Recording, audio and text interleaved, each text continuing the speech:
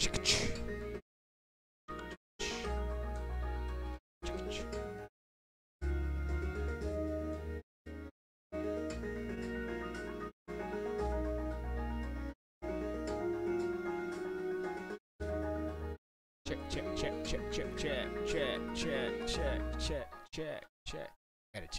I gotta check it. I gotta check it.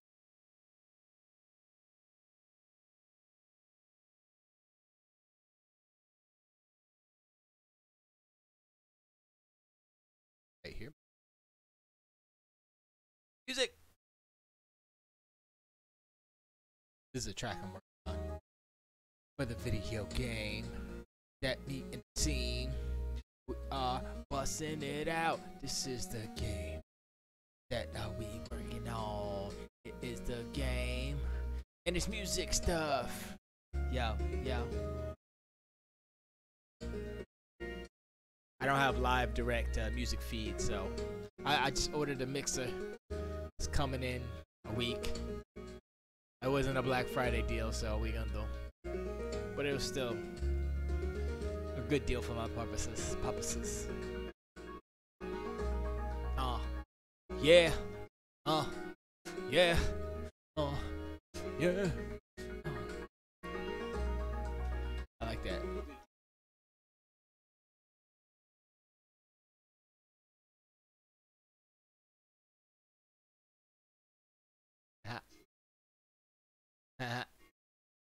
It's not bad. See, let's put it on again.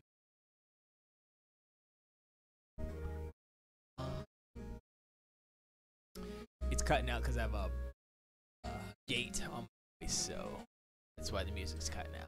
It's not hitting that gate threshold. But eventually I will, once I get my mixer in, I don't have the hopefully it'll be all good.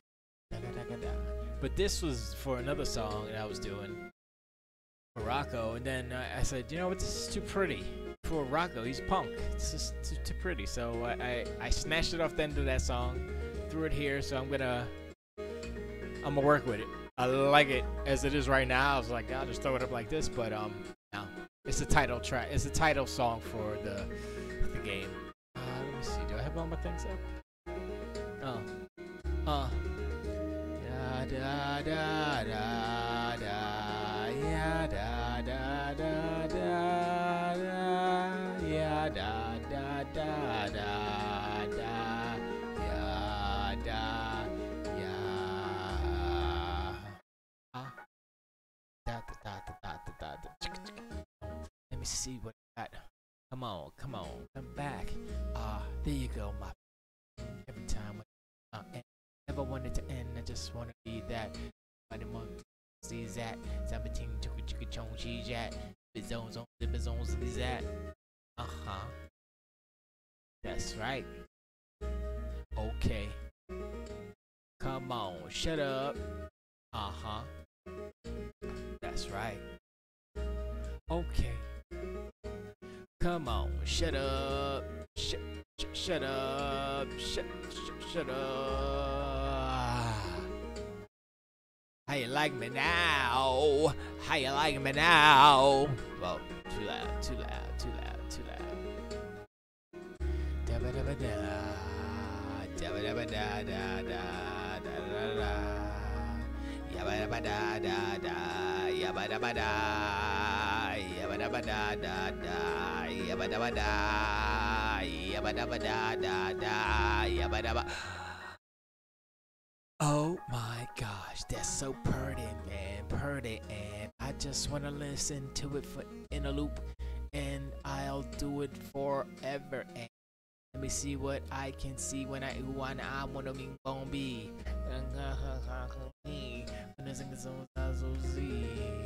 It is so great, it is so nice, and hi.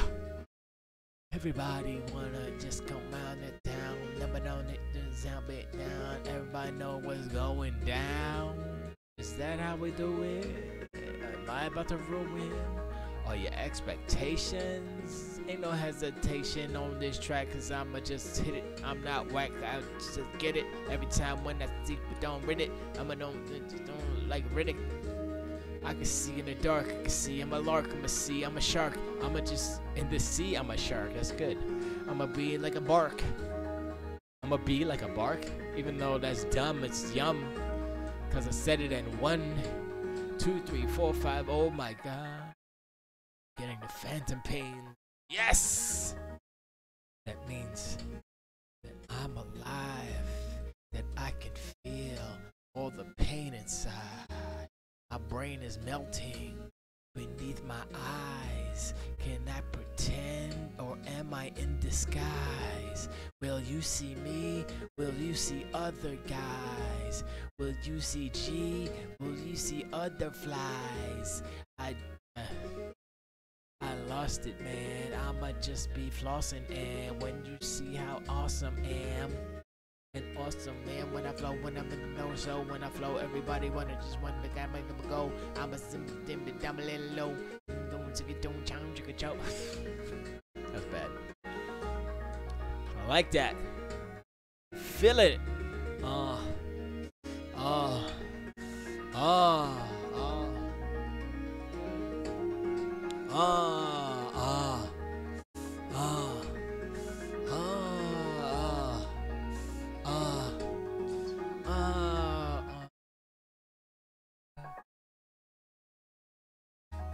When I look in the mirror, I see me back at me, and I say, hey, what's up? I be like my B. Excuse me, I got burps. Excuse me, I got burps. I mean, excuse me, I got burbs. Excuse me, I got bursts. Wanna hear it? Here we go. That bag I don't have life insurance. Gonna lose the house and home.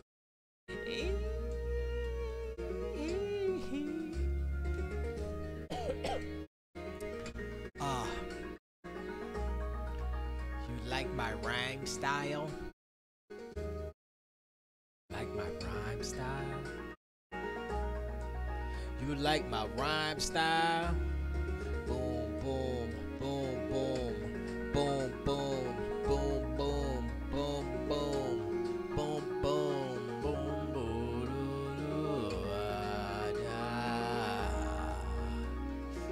yeah.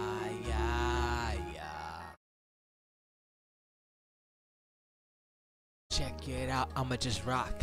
Check it out how I flock to the world, to the land, to the sun. Everybody just see me, son. I'ma no zip and don't zip. I'ma just do it till I just flip. Lips gonna be busted up, and I've had enough and I don't trip. Nope, I'ma stay like chill. I'ma just do my thing like Will Smith when I do different things. When I sing, when I slap, when I rap, when I do all the things that I cans, mans, whens. I am so interested in nothing right now. Right now. Right now. Right now. Right now. Right now. Right now. Right now. Right now. How? Right now. Right now. Right now. Right now. Right now. Right now, right now, right now.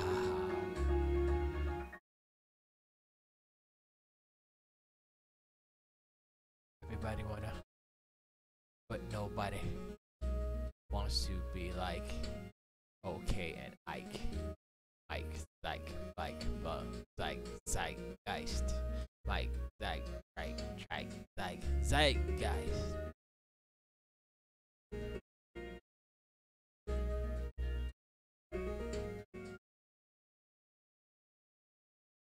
Okay, that's not working. Come on, play that. Oh, so nice. That's so nice. Yeah, that's so nice. That's so nice. That's so nice. So nice. So nice. Frick it, man. I'm starting early. Well, this is the pre-show. 4 minutes to showtime. 4 minutes to showtime. 4 minutes to showtime. 4 minutes to showtime. 4 minutes to showtime. 4 minutes to showtime. 4 minutes to showtime. 4 minutes to showtime. 4 minutes to showtime. 4 minutes to show. 4 minutes to showtime. 4 minutes to showtime. 4 minutes to show. Maybe it's 30 seconds. Nope. Maybe it's a minute. Maybe it's 30 seconds. Maybe it's a minute. Hold up. Oh, I gotta. I'm such an idiot. I am.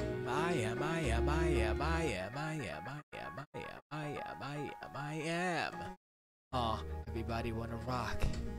Everybody wanna stop. Everybody wanna be on my jock. Remember those words? Yeah, a lot. When I say what I did it. When I say when I did it. When I say when I did it. When I say when I say when I did it. Can you hear me now? Is it really nice? Can you see me once? Do you see me twice or thrice? I just wanna see if I can be that boy, that see, that soy, that be that boy, that bring you joy. Oh boy, oh boy. Freestyling is kind of hard, but I guess you gotta get your vocabulary up higher.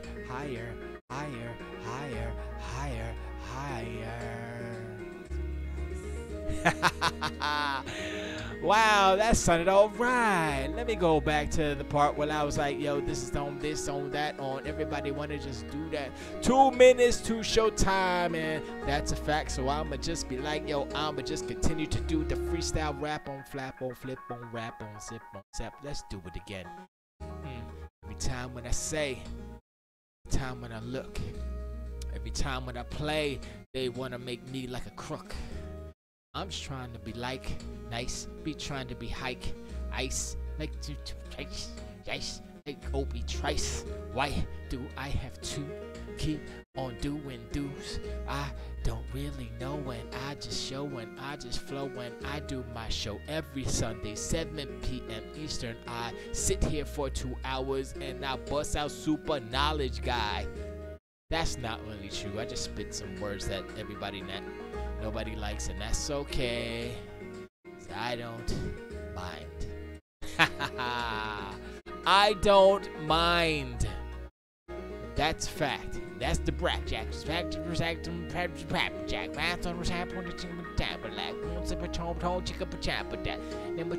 Maybe I should put some drums to this, like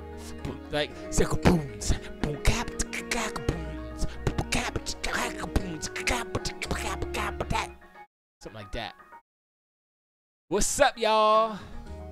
It's the R9 Cast, and I am Esgee, aka Stephen D. Gibson, aka Electron Bandit, aka Sure Guy, So Fly. Y'all know what's up. I want to thank all of the people at allgames.com. If you want to be in the chat, then go to allgames.top. Let me rewind and do that again. If you want to be in the chat, go to allgames.com/live. Just click the gray box. Go to the Discord chat. Like Porky Pig up in here. Yeah, so that's all you gotta do. Let me rhyme the whole show.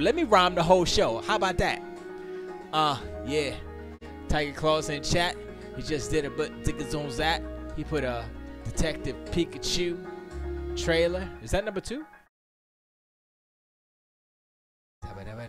Everybody wanna just ride. Everybody wanna just fly. Everybody wanna just be like me. Superfly boy Esgee. Everybody wanna just see my pee-pee.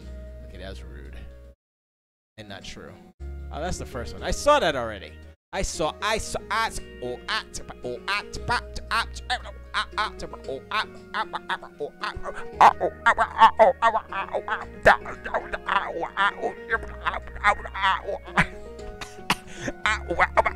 that already. I saw that already. I saw.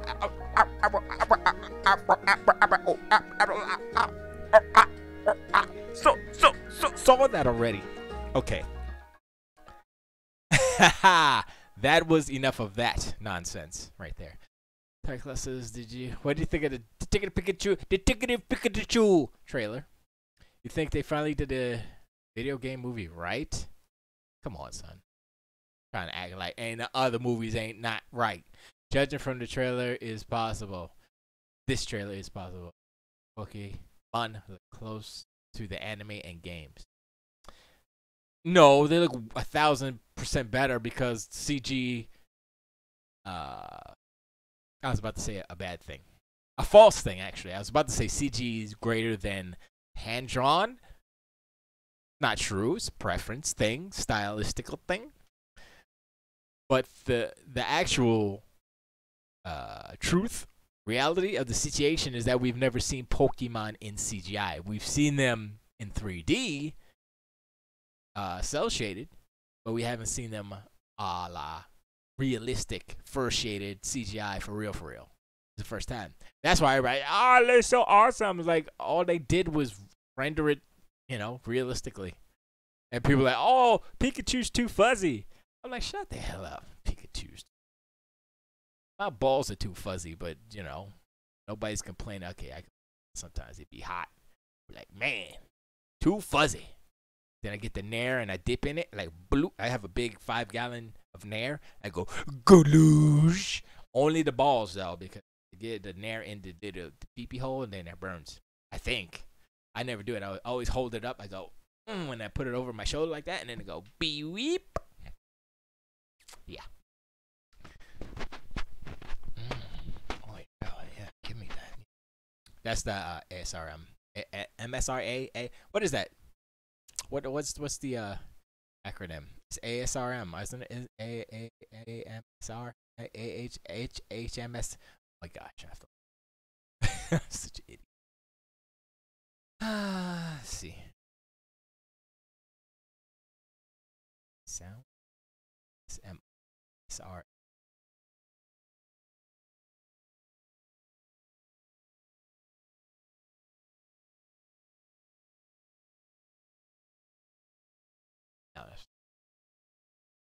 ASMR is different. It's I might have a tingling sensation down the scalp, down the back of the people.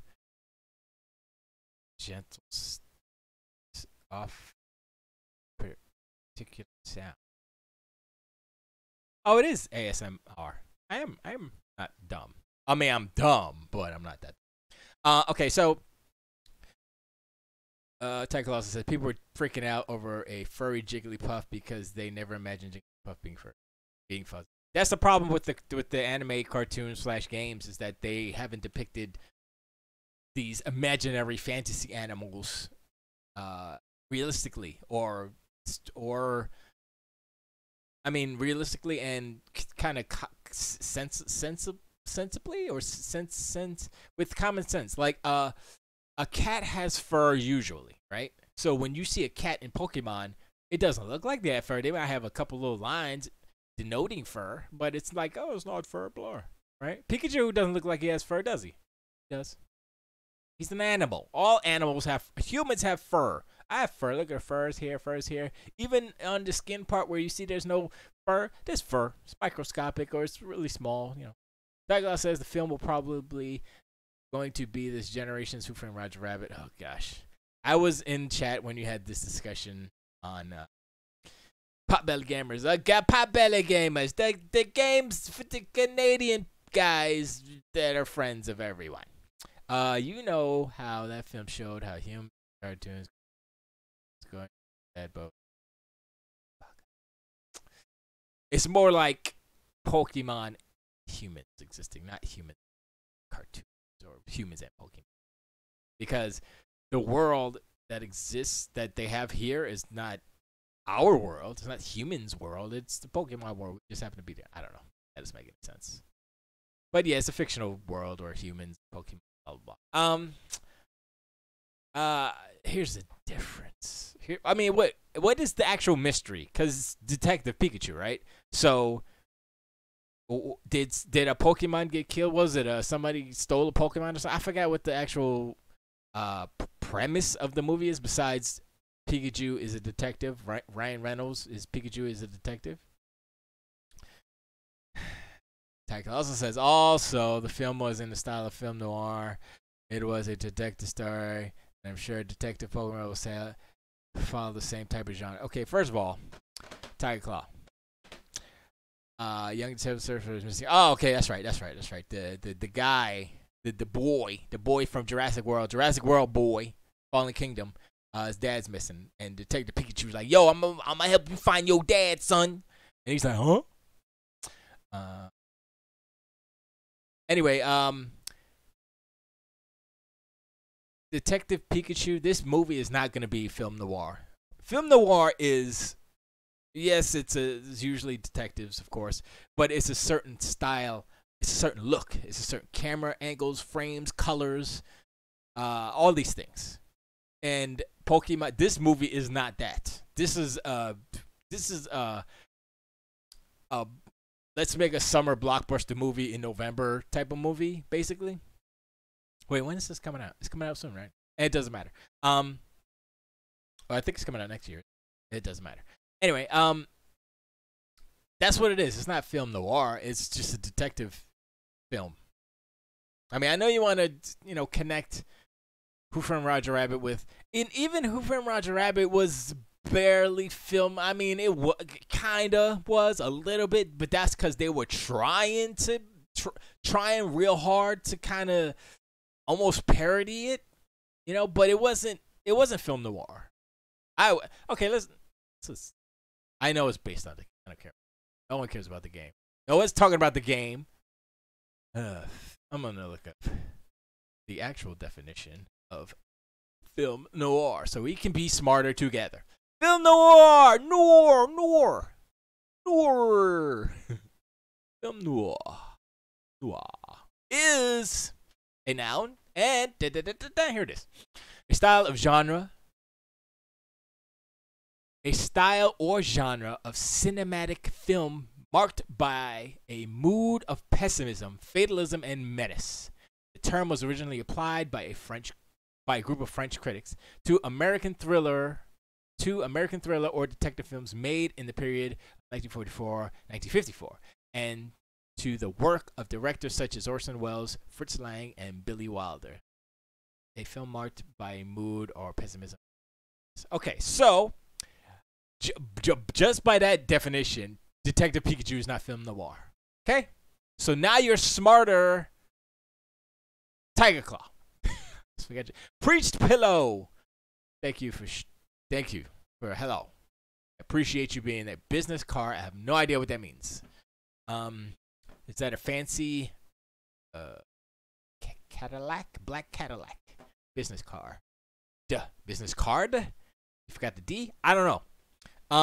But Pikachu, Detective Pikachu is not film noir. It is a detective story show. If you want to be movie about it, if you want to be Hollywood about it. I know you're so Hollywood, Tiger Claw, so I would say that you probably do want to be Hollywood about it. That's how you do.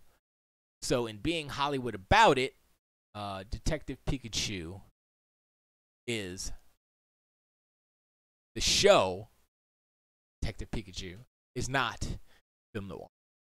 It's a detective show, but it's not film noir. You want to read the plot of Detective Pikachu? I don't know how the movie will closely follow the No, I don't know how the movie closely follows. No. Wait, is that... No, that's the game. No, that's the game. Because the game is... No, the game doesn't matter right now. The game don't matter. Don't worry about the game. Take the game, throw it out the window, and then get in your car or get an Uber and tell the Uber driver to drive back and forth on and then pick up the broken cartridge, because it's on 3DS. And then you throw it in the microwave and get it all soft and gooey, right? And then you take it out the microwave and you put it in the garbage disposal and go click, click, click, click. And then you take out the garbage disposal out your sink. You take it apart. You take out all the goopy chips. It's probably cooled by then. You take out all the chips of the cartridge and you put it in a blender and you put some vanilla ice cream in it and then you throw it away. It's a long way That's how important Detective Pikachu for the 3DS is. Not. Kaiju says screw Uber. Then get a lift. I mean, whatever. Just get on your bike and ride. You know, get a special steamroller bike where it's an actual bike, but instead of wheels with tires, it's steamroller, heavy steamroller wheels. It's narrow, but still heavy. And you're laughing at me. It probably exists. I know I had back in New York. I don't know why, but I know why. It's basically a hand steamroller. It was a big cylinder, heavy, with handlebars on it. You just push it, and I guess you could flatten pavement with it, but I think it was for flattening to compact the ground when you're doing either decks or what. You're gonna put down the foundation. You that, but I think that one was more for it might have been both, but I think that might have been more for doing asphalt. Asphalt? Yeah, asphalt. But who knows? But anyway, tangent. But yeah, Detective Pikachu. I mean, I'm kind of interested in it. Ryan Reynolds has been on a good roll with the Deadpool stuff, so I'm like, yeah, okay. And his commercials with whatever that game is, I'm like, okay, those are pretty good. I mean, it's a goofy game, and I don't care about the game. It's the commercials are so ineffective that I don't even remember what the game is called. It's just like Bling, it's Match 3 with candies. I don't know what it's called, but I was like, I don't care. But Ryan Reynolds was in there playing, and I'm like, oh yeah, it's the Ryan Reynolds mobile game commercial, whatever it's called. So that's how effective it is. I don't think they're that effective, actually. It's effective for him to be out there more, which is good for him. Because I always thought he was funny since Van Wilder. First movie, I think that was his first movie I saw him in it. That was pretty funny.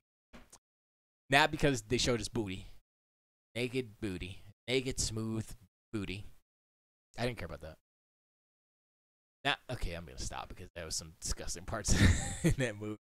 But anyway, Detective Pikachu, I think Ryan Reynolds is all right. It's not a bad voice thing. But as far as like Roger Rabbit, I mean the only thing that is similar to Who Framed Roger Rabbit and Detective Pikachu is two things. One, there are detectives in him. Okay. Two, there are humans and non-humans in him. That's it. Everything else is different. It's not film noir. Who Framed Roger Rabbit was. But mainly because, I mean, some of it was film noir. Most of it wasn't. But the time period lent to that as well. So, it's a stretch. You can't call it film. Kaijudo says, movie looks great, but John Goodman should have done the Pikachu. Nah, John Goodman isn't, I don't think he's quick enough. I'm not saying he's not quick. I'm just saying his vocal flow is a little bit like, oh, blah, blah, blah, Roseanne, oh, bro. He's a little bit more, like, just go back and watch, I think it was Transformers. He's a Scout. I think he's Scout, right? He's Scout. I think he's Scout. He's the Jeep with a beard and cigar. But he's like the old big dude. Not like Pikachu. I mean, Pikachu needs to be a little bit, he's a lightning freaking rat. He needs to be, pow, pow. It just says, I don't like it when they do an animated character or a dog or a cat with a voice actor. It's a young guy doing a Michael J. Only one dude did a Michael J. Fox impression. That was the dude that they hired to do that Back to the Future Telltale. That was the only dude that sounded just like him. I was like, dang, that sounds just like Michael J. Damn. Dang it. They should remake Back to the Future with that dude. Would that be bad? Because I think he is an actor. That might be bad. That's my point. Pikachu should sound old and gritty. Not as young as his deputy. I don't know about that. I don't know. I think I mean the I guess this is juxtaposition. Well, how Pikachu says, "Hey, everybody here's this Pika Pika," and then they actually hired the original voice actor, Tris, from the Japanese, well, from the American too. All he does is Pika Pika. I was like, okay, you know what? They get props for doing it. They hired the original voice actor Pikachu to do that Pika Pika part in the movie. I was like, all right, you know what? That's good. That's good. So in essence, the one dude who is the only one who can understand Pikachu as a dude is the only one who actually hears Pikachu as Ryan Reynolds. I mean, we're just in on it because we're the fourth wall that needs to be broken. Michael J. Fox sounds excited like Pika. Let's do it again. Kaiju says Michael J. Fox sounds like an excited teenager. That's what all those voices sound like. I think you're being a little generalistic. I think Michael J. Fox has a very distinct voice. Very distinct. That's why a lot of people can't do his voice. There's this one dude that does it super, like anybody. I haven't heard anybody else do a Michael J. Fox impression as accurate. Cyclops says, I wonder if Meowth is going to be in the movie. He's the other Pokemon from the cartoon that talks. Probably put all those Pokemons, most of them in there, especially the ones that talk. That voice is generic. You're being a little generic, with your description of voice. Name me another actor or person, whatever, besides the voice actor that I had mentioned before that sounds like Michael J. Fox. He has a very distinct, like, you could pick Michael J.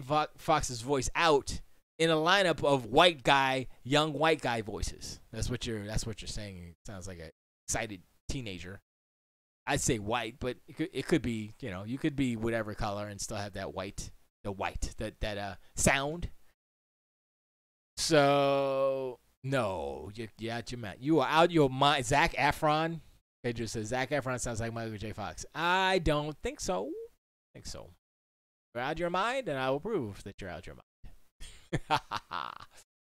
Well, I mean, I don't need to prove that, but prove that Zac Efron doesn't sound like Zac. Oh, his name didn't come up right away. Oh, I spelled it wrong. That's fine. Oh, wow. Is that how you spell it? It's Z-A-C? Oh, boy. Okay, I didn't know that. I didn't know that his voice was just...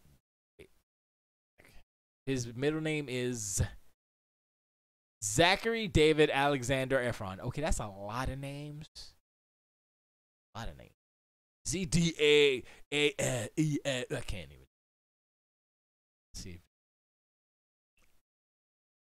Why are you being racist? Why is Kaijudo being racist, right? I mean, you could be racist if you want to, but why? I mean, why? Oh, here we go.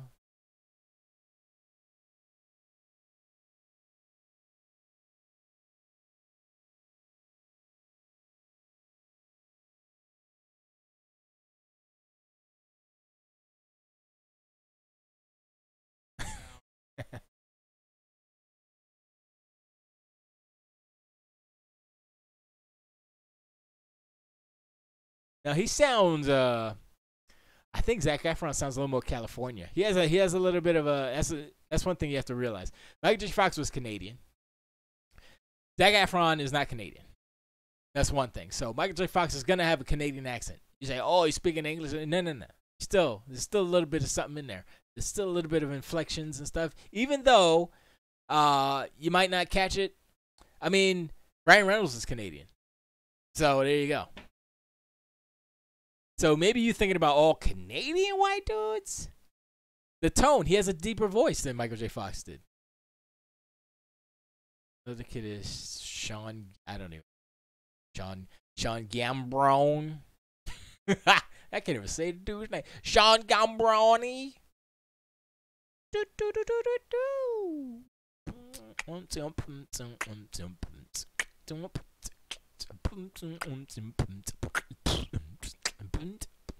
He didn't.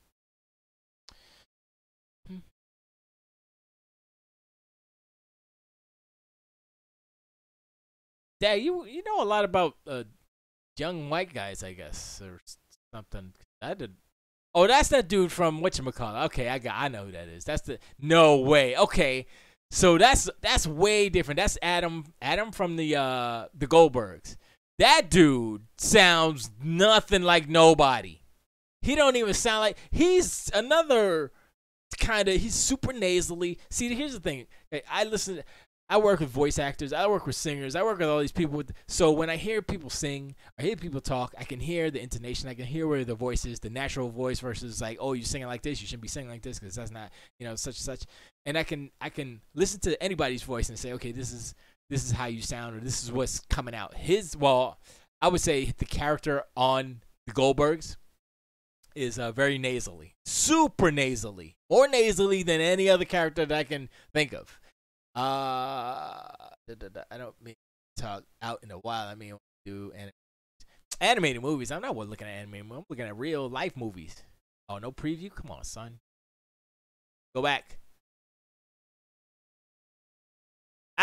Son of a bitch. Go back. I'm trying to play preview.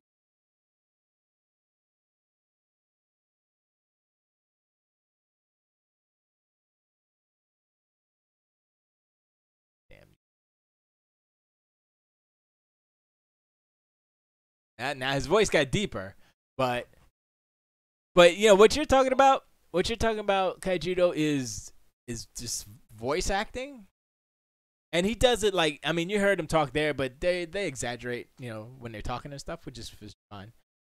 But animated movies, I guess it depends on the director, I mean, they'll usually hire an actor based on their natural voice, and so that they don't have to really stretch that far to get what they want. But some voice actors are just good, like John DiMaggio. Man, he's good. I mean, he's Bender, and he's Jake the dog. Come on, son. Sound exactly the same, but still, I'm like, they're different. Like, Bender's drunk and belligerent, and Jake is just not. He's a dog. He's great. This is great. But I mean, you're kind of being generalizing, but yeah, sure. It's you know what it is? You're right in that it's like when you watch the news, if you ever watch the news, and they go to broadcasting school, right? And in broadcasting school, they teach them how to present themselves in audio form and in front of camera. So it's like, hello, and welcome to the news today. Blah blah blah blah blah. There's a certain intonation, a certain melody to their voice. If you listen, almost every newscast. I mean, the good ones have a natural way, and they do it, but it doesn't sound so manufactured or a facsimile or just a carbon or like, oh, I learned this in broadcast school. This is how we have to talk. Like, hello, welcome tonight in the news today. Tonight in the news today. You see, I need a script. Anyway. They got that, hey guys. Yeah, exactly. Hey guys, how you doing? Yeah, let's go. Like that. All right. Yeah. What, Doc? No. Yeah, let's go. Let's do it. Yeah. I can do that. Of course. Yeah, that's on the director. I wouldn't blame the actor. And then Ryan Reynolds really isn't doing that. That's kind of how he talks. That's how Ryan Reynolds sounds normally. So I don't think Ryan Reynolds has ever done anything like that as far as voice acting. Like in Deadpool, he's just doing his normal voice. He's not really doing anything special. I had something pop in my head. It says zoom zoom right up, 'cause I'm brain damaged. But yeah, excuse. That's why I say John Goodman. He has a different tone. It's a much higher tone. That's too much high tone in. No, not slow. Slow is slow. Slow will slow down the movie. Slow will sound like a bad voice actor, because like someone who can speak fast can speak slow too. But if you get somebody who speaks slow, usually can't speak fast. I would say Danny DeVito would be better than John Goodman. I would say that because Danny DeVito is a recognizable voice, and I think he has a better sound, like a texture, than John Goodman. John Goodman just sounds like he's old and out of shape, right? Danny DeVito sounds like he's old and out of shape, but he also sounds like he's got a little extra. You know what I mean? So that's why I'm like, John Goodman. I'm not hating on John Goodman. I like John Goodman. I like them, but not for like Pikachu.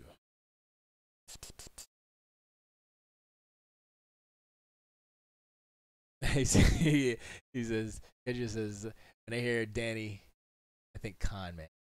Well, that's kind of the not the point, but that kind of adds to the character too, because you're like, oh, you're a detective, but I mean, that's just if you want to take Tiger Claw's freaking comparison, just like Who Framed Roger Rabbit, the main character Eddie, what was his name? I can't remember his name. He was a New Yorker. Hey, Roger Rabbit. Hey, this is your wife. You know what I mean?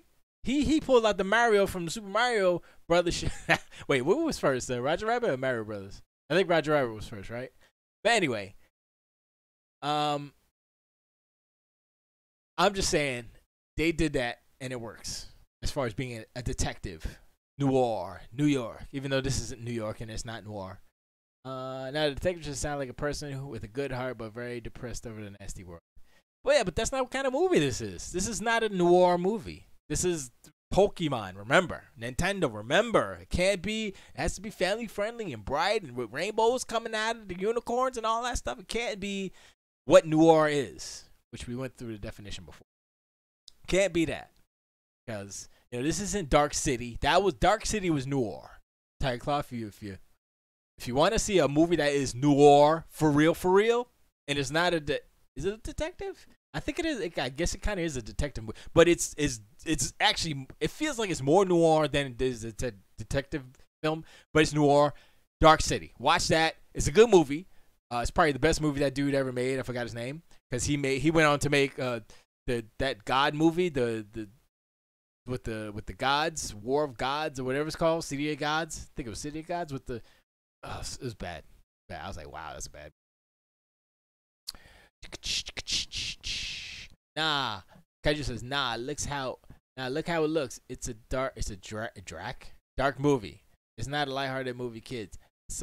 And I didn't like. Dark City. Dark City is good. It's depressing as hell, but it's noir. I'm saying like as an example of noir for Tiger Claw. That's a noir movie. And I mean LA Confidential, but I don't know. Whatever. I'm not into that movie. Blade Runner is film noir. Yes. Yeah. Yes. I mean, it's futuristic. It's more cyberpunk. Let's just call it cyberpunk. Because cyberpunk invokes the part of the film noir where it's the colors and the angles and all that stuff. But it takes the time period and it displaces it. So it's not exactly the same because film noir is attached to the 40s and the 50s.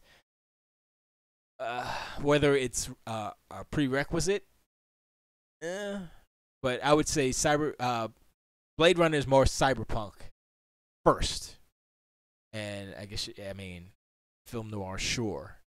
People can argue that. La la la. It's not. Oh yeah, you said that. But yeah, Blade Runner. I mean, they're both. If you look at the definition that we had up before, it's nihilistic, it's dark, depressing, blah blah blah. Yeah, that's Blade Runner. But the only difference is that the time period is not the 40s and the 50s. It is a detective film. So yeah, it's a futuristic noir movie if you want. The futuristic film noir. So that's kind of cool. But I still think film noir, unfortunately, is kind of steeped in there because, like we read, the French named our detective movies, film noir. What is the actual translation for noir? Is nouveau is new.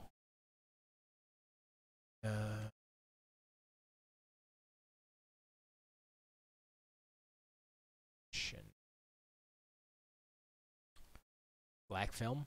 Yeah, black film. Noir is black. So there you go. Translation, competent. There you go. So it means black film. That's racist. Damn those French. It means black film. So Tyler Perry, film noir. Makes films. Sorry. But I guess we can get off of Detective Pikachu. I mean, I'll see it. It looks like it looks good enough. It doesn't look as horrible as I thought it would look, and I don't think it looked as horrible as a lot of people thought that it would look. Freeman Daddy Fives in Discord. He says, "Love the Discord phone app." I guess he's on his phone, or maybe not. Maybe he just used it today and was like, "I love it." He just wanted to let everybody know. But thanks for showing up, Freeman Daddy. Yeah. So let's see. I said something yesterday. I told Pace I was going to talk about Sony not going to E3 and Sony canceling the PlayStation experience. I'll do that a little later. That's not really that important. What is important, which I have not looked up yet. I haven't looked at it yet. What Bill Maher said about Stan Lee. Said about, I guess, his fans or Stan Lee Marvel fans or comic books in general. I didn't look at it.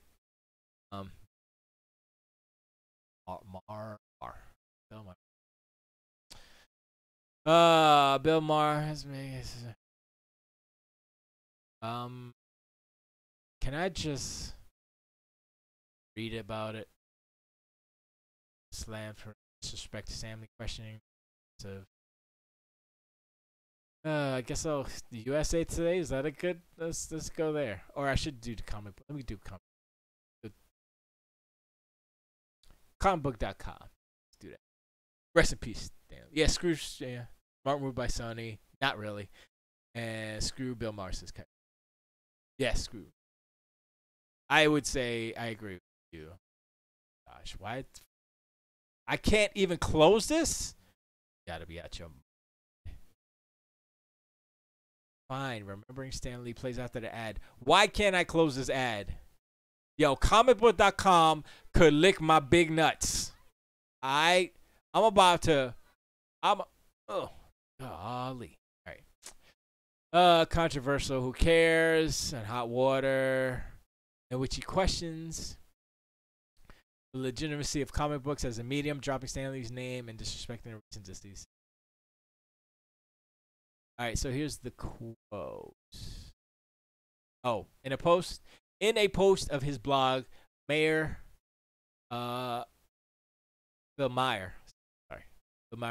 slammed Americans for using their smarts on stupid stuff, and pointed out how he thought fans were overacting in the moment following Lee's passing.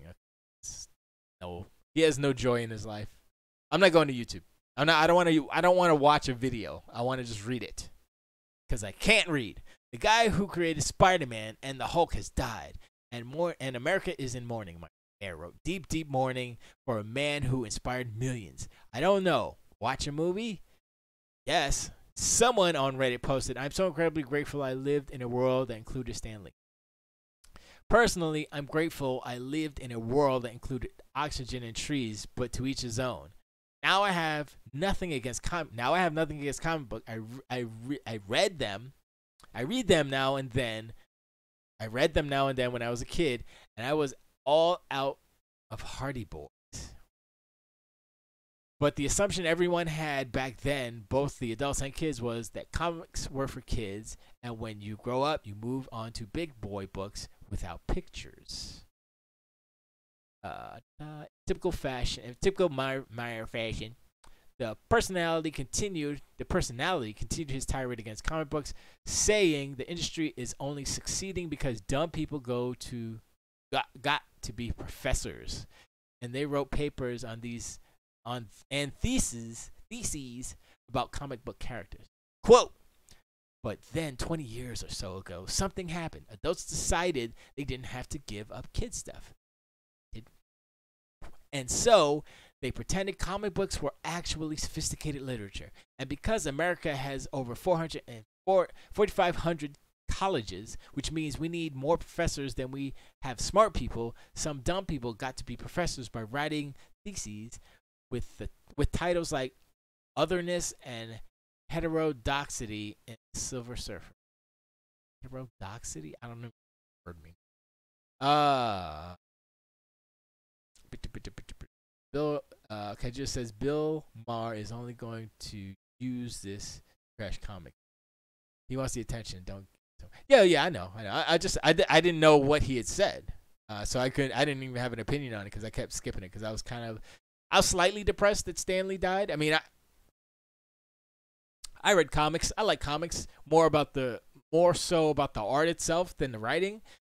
But the characters were cool. Stan Lee was cool. I remember hearing Stan Lee before I even knew who he was because I would watch the Amazing Spider-Man cartoon and he would intro and outro each one. He would like, "This is Stan Lee," and I'm like, "Oh." And then I realized I was Stan Lee. I was like, "Oh yeah, that's Stan Lee." So that's the first time I heard him. I was just like, "Oh, that's the guy talking on the cartoon. Get to the Spider-Man part. Get. I don't want to hear this guy talking." But I was a kid, so I didn't know better. Arguing this topic will go nowhere. No, I'm not gonna argue. I just wanted to know what he said. He's going to have a comic book nerd on there and just make fun. Yeah, I know. He's a comedian and he's toxic most of the time. Sometimes I agree with him. Okay, rarely I agree with him. I think he's like a shock comic, if you will. But he can't. Well, he's on HBO, right? So he can say all the bad words. And now when adults are forced to do grow-up things like buy auto insurance, they call it adulting and act like it's some giant struggle. Hey, for some people it is, man. The shock jock ended. Oh, see, I didn't even read that part. The shock jock ended his spite-filled rant by saying Donald Trump would only be voted in as president in a place where comic books are important. While Mayer's rant seemed to be focused on the past 20 years, it fails to take into fact any of the content or themes comic books included since the introduction to the modern. Yeah, that's the thing. He's ignorant in the breadth of all comic book literature, if you will. Some comics are not for kids, and I don't think he realizes that. But we're not gonna argue. Something you come to understand. Soapbox question. I'm gonna read something that Stan Lee said. The man next to you, he's your brother. The woman over there, she's your sister. And the kid walking by, hey, who knows? He may have the proportionate strength of a spider. We're all part of one big family, the human family. And we all come together in the body of Marvel. And you're part of that family. You're part of the Marvel universe that comes ever upward and onward to greater glory. In other words, Excelsior. Oh, I got a little choked up there. Golly. Woo! See, all the hate. I'm gonna save that. That's good. That's a good ass quote right there, boy. Stan Lee was the man Lee. Sorry. Can I not copy from comic? Oh, yo, comicbook.com. Is that what this site is? They can kick rocks. I can't even copy. Are you serious? I can't copy. I can't copy this little section of this little. Yo, comic book. Yo. They got some nerve. They got nerve. I'll print it to a file like.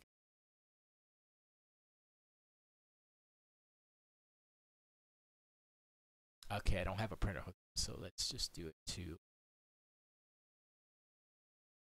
Note PDF. Document writer. It's not the whole. It's not the.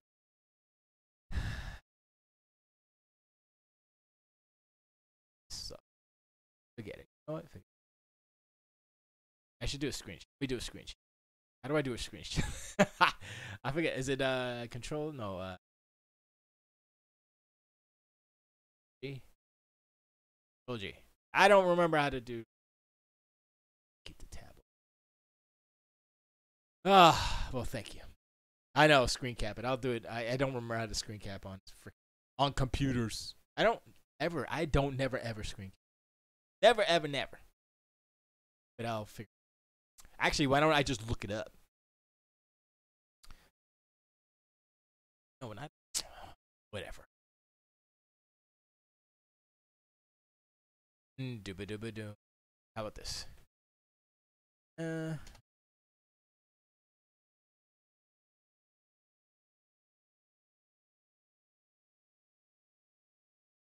Windows 19.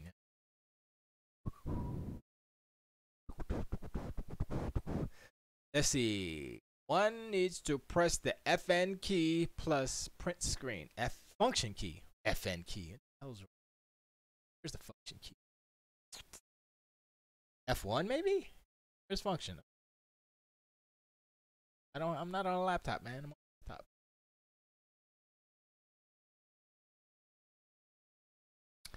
Okay, click.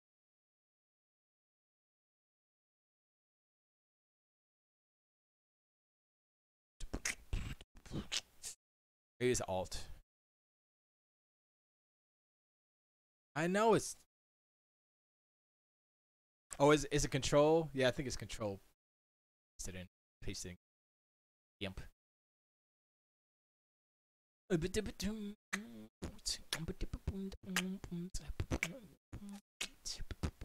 I know that's how I used to do it.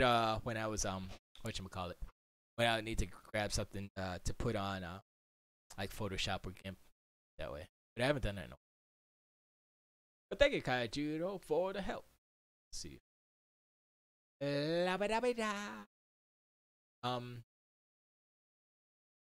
Create.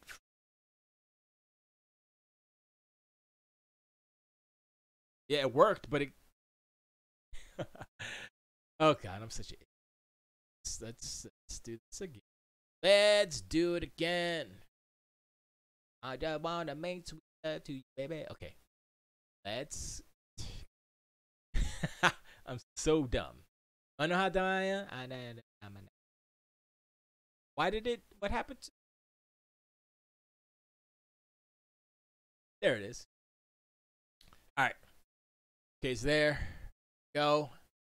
Doing it. I'm doing it. I'm doing it well. Oh, I didn't do it. Again. Right. Here we go. Boom! I didn't. Cut off. Wait, is it cut off or is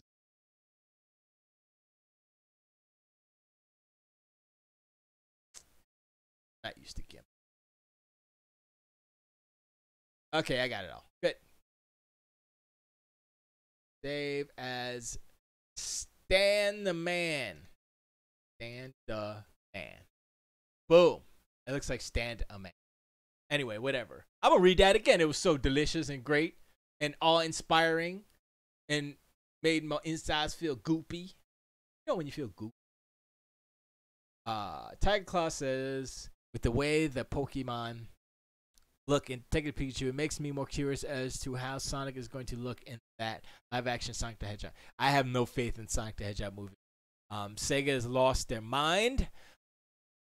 Whatever they do, whenever they do it badly and wrongly, and I'm hurt. The only way Sonic Mania was good because Sega didn't make it. That's how bad Sega is. It's like they had to get some other dudes to make it. They were making Sonic mods for a billion years and stuff. They got those guys to make a better Sonic the Hedgehog game than Sega. The creators, well, I don't know if they're there anymore. Anyway, was it Yuji Naka or he just did the? I don't remember. We're gonna read it again. The man next to you, he's your brother. I'm gonna try to do the Stanley voice. Ready? Believers. The man next to you, he's your brother. The woman over there, she's your sister. And the kid walking by, hey, who knows? He may have the proportionate strength of a spider. We're all part of one big family. Family, the human family.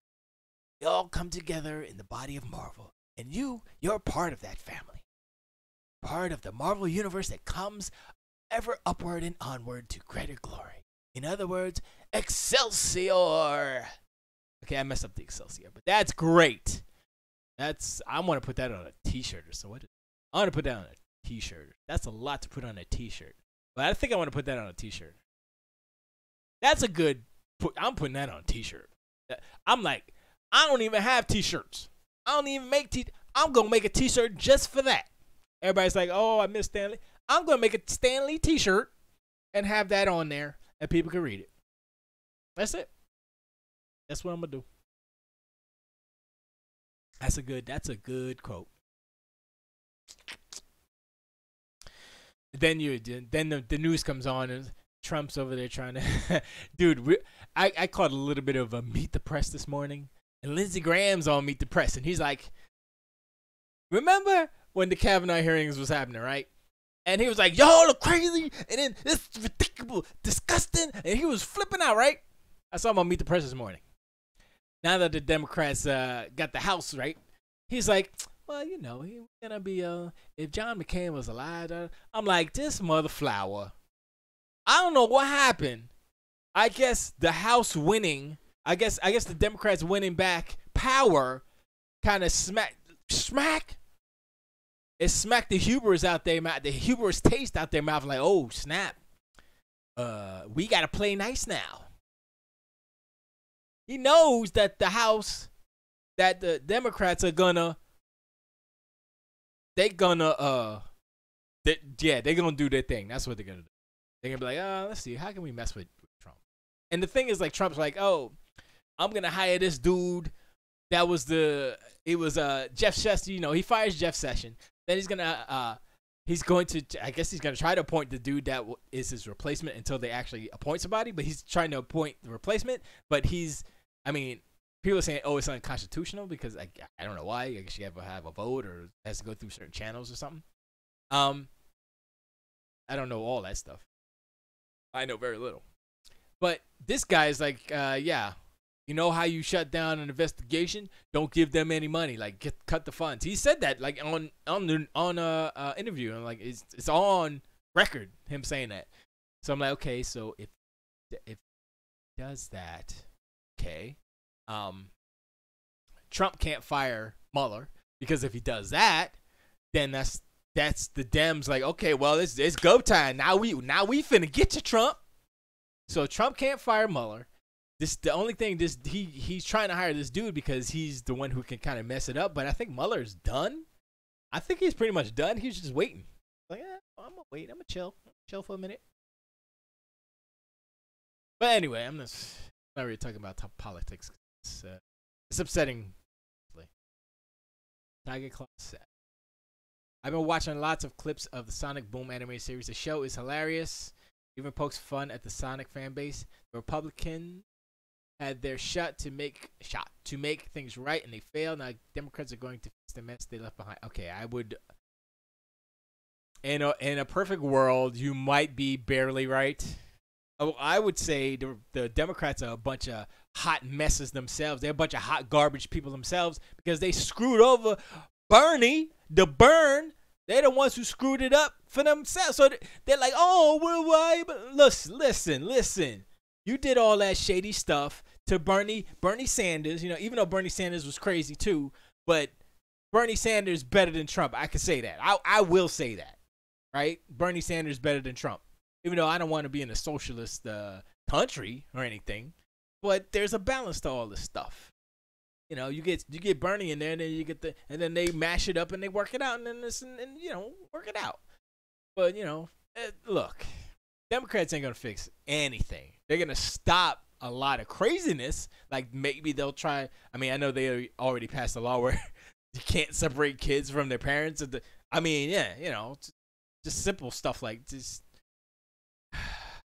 It's ridiculous. I just that's why I talk about video games. That's why I talk about Sony being evil, because at least Sony being evil, they're not really. But I'm just saying Sony being evil is less talking about Sony being evil is less evil and less upsetting than actually talking about politics and all these people that affect, the bottom line. That's what the main thing is about. It's about the bottom line, especially when it comes to Trump. If you got money, Trump don't care what you look like. He don't care how big your boobs are and stuff. If they're bigger, it's better. But I'm just saying, if you got no boobs and you ugly and whatever, you're ugly. If you got, that's all he said. Oh, your money's very beautiful. That's all he says. That's all he sees. He's a classist. Period. Might be a racist. Probably is a racist. I'm leaning towards he's a racist, but he's definitely a classist. So, and that's kind of worse. So whatever. By the way, anyone see the new Fantastic Beasts? We were gonna see it, but Bridget was like, I'm tired, blah blah, whatever. I wanted to go Thursday night, son, but I had a meeting. So I couldn't go. And then It's Sunday now, man. Ooh, we can maybe go later tonight. When's the last showing? When's the last showing of Fantastic? Oh no, we're gonna go tomorrow. We're gonna go tomorrow morning. Yeah, we're gonna go tomorrow morning and see Fantastic. I was thinking about today, like Fantastic Beasts. I was like, I don't know if that's gonna be a good movie. I was like, I mean, I like Jude Law. Don't get me wrong, I like Jude Law as Dumbledore. Next week is Ralph Breaks the Internet. Says Tiger Claw. You know what that movie's like? Tiger Claw. You want to be comparing movies, right? You know what that movie's like? This is a direct comparison because they're both CGI movies. Wreck-It Ralph Breaks the Internet is exactly like the Emoji Movie. If you haven't seen the Emoji Movie, go watch it before you watch Wreck-It Ralph and be disappointed. But the only thing that Wreck-It Ralph has over the Emoji Movie is that it has all those Disney properties. It's got Star Wars. That whole princess scene was kind of funny. I was like, all right.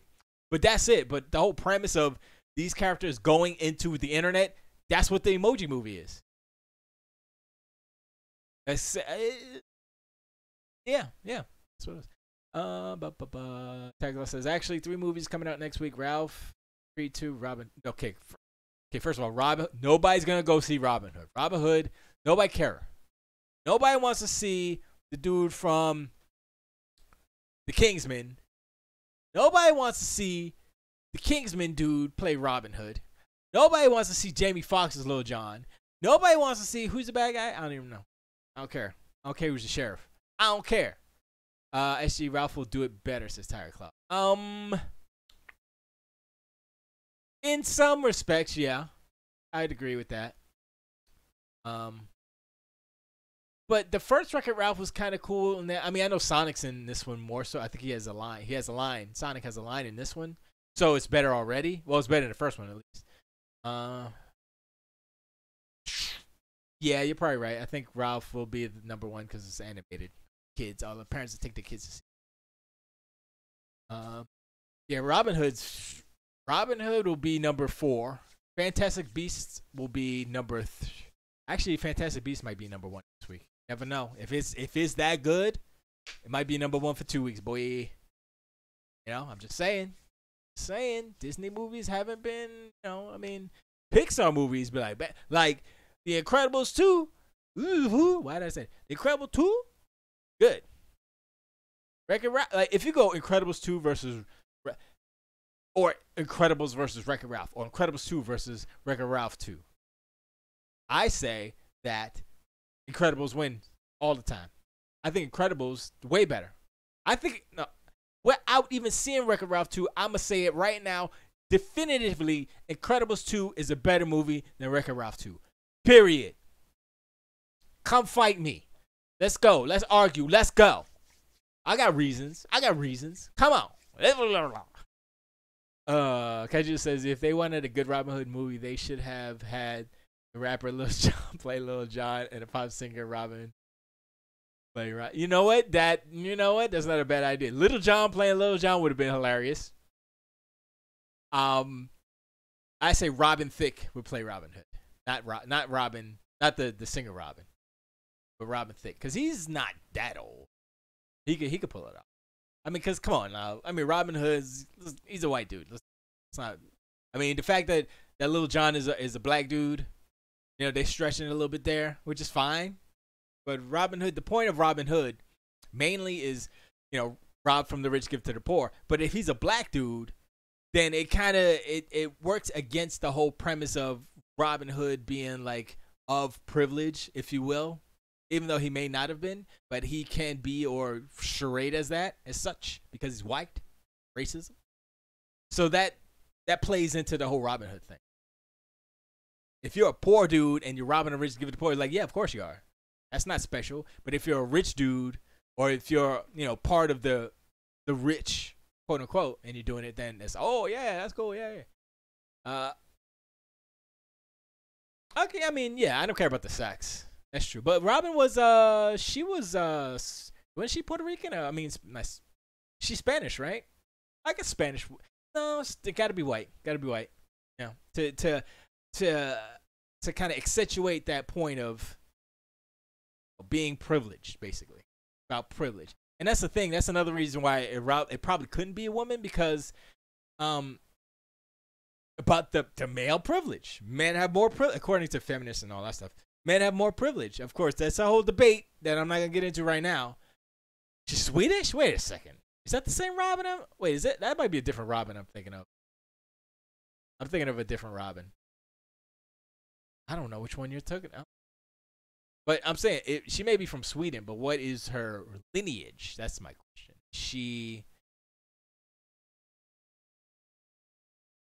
Is she of Anglo descent? That's the quest. That's the quest.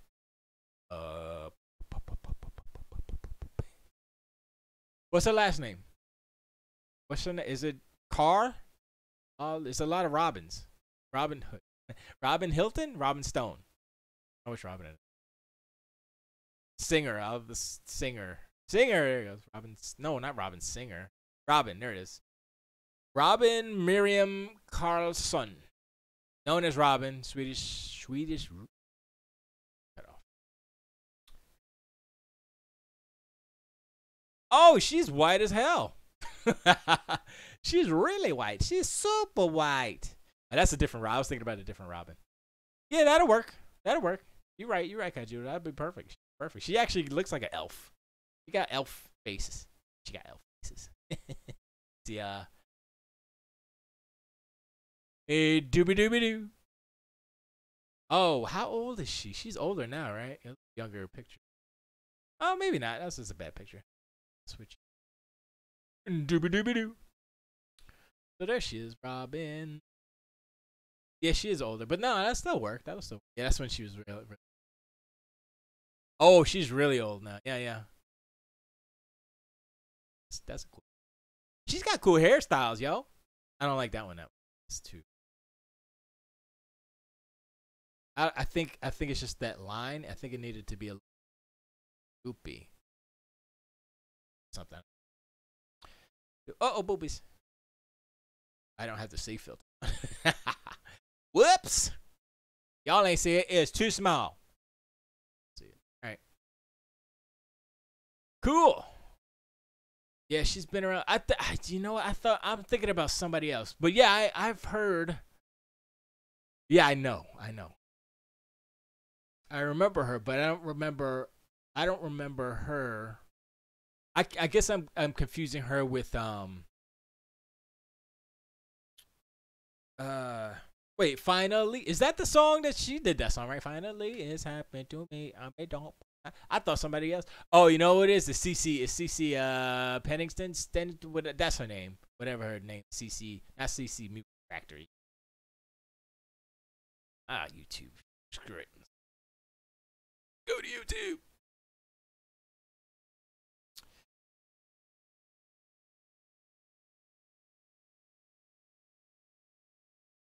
Dang, why is that so? Let's see. 8 years ago, Dancing on My Own. Oh, your girlfriend. Missing You. I don't remember this. Or do I remember? Oh, You Gotta Show Me Love. Oh, no. Oh, my God. What is this? Shut up. Shut up. Robin did Show Me Love in the 90s, not the You Got to Show Me Love. Oh, okay. See, that's what I'm confused. So this is a newer one. Y'all can't hear it though. I don't think you can. No, y'all can't hear it. I don't know why.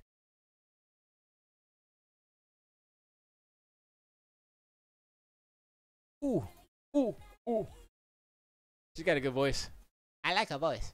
All right. Let me see. So what?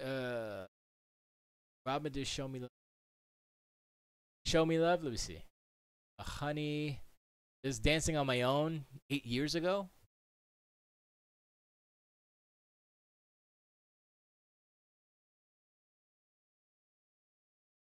All right, Dancing on My Own.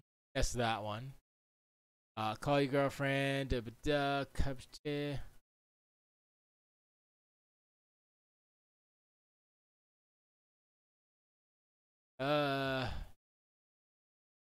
Okay. Done.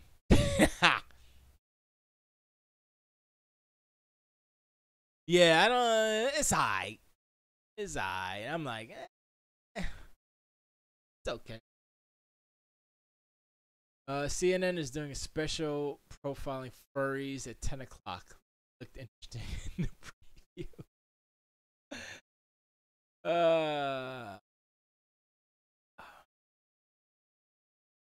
Tagla says, "Did you know the Incredibles 2? That Incredibles 2 isn't a kids movie?" Yeah, I know. I have Incredibles. Watched the behind the scenes. Not. It's about the family. It's about Bob Carr being a Mr. Mom. That's the girl going out there and screen slaver and all that. That was a good movie, man. It's a good. I think The Incredibles 2 is part of the top best superhero movies. Incredibles 1 and 2. They're direct sequels. They happen literally right one after each other. It's so good. It's really good. There's a furry expose, I guess. I mean, they call it a special profiling furries. It's an expo. And this is what furries do in the dark time. Show up costumes. Ew. And it's gross. And it's nasty. But yo, Tiger Claw. I know deep down inside. I mean, look. Your name is Tiger Claw. Your icon, your little picture, your thumbnail is Tiger Claw. That is literally a furry. He's Tony the Tiger's cousin. Whatever. Tony the Tiger was a furry too. Remember when he was not a cartoon? Wait, did they ever have Tony? I think they did have a Tony the Tiger that wasn't a cartoon, right? I mean, at least Grimace is the ultimate furry, right? Grimace is like, yo, I like him big, son. Grimace comes in, like, oh boy. Let's see, Tony the Tiger. Old school. Let's do old.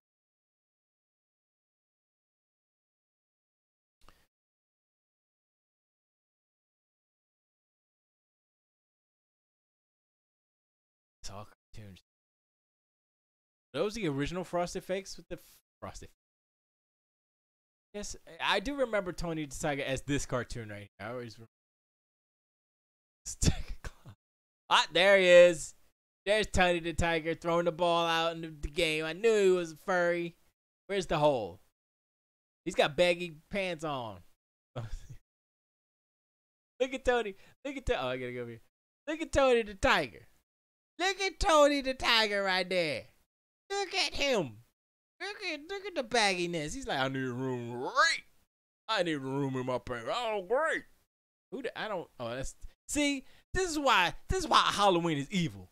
The girls, they dress up half naked with the Frosted Flakes and Fruit Loops, and they got the little and stuff, and like, oh yeah, I'm Tony. No, you're not. You got a tiger sweater on, some black shorts, and some ears. And you call yourself Tony the Tiger just because you're holding Frosted Flakes. Come on, son.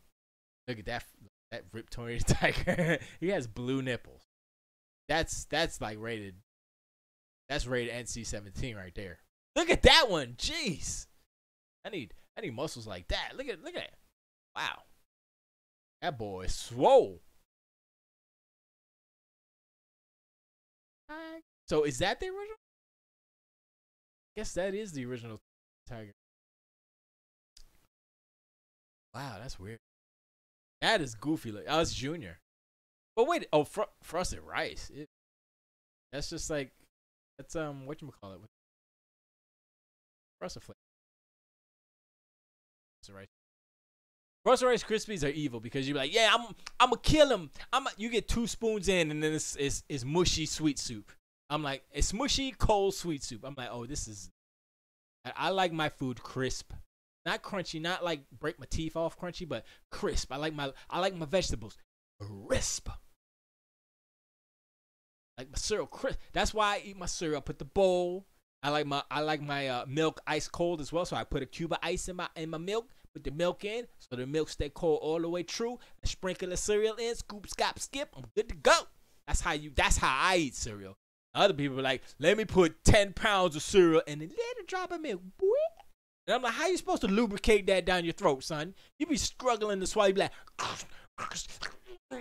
and the flakes be scratching the inside of your esophagus. Be all impertinent, coughing up blood later.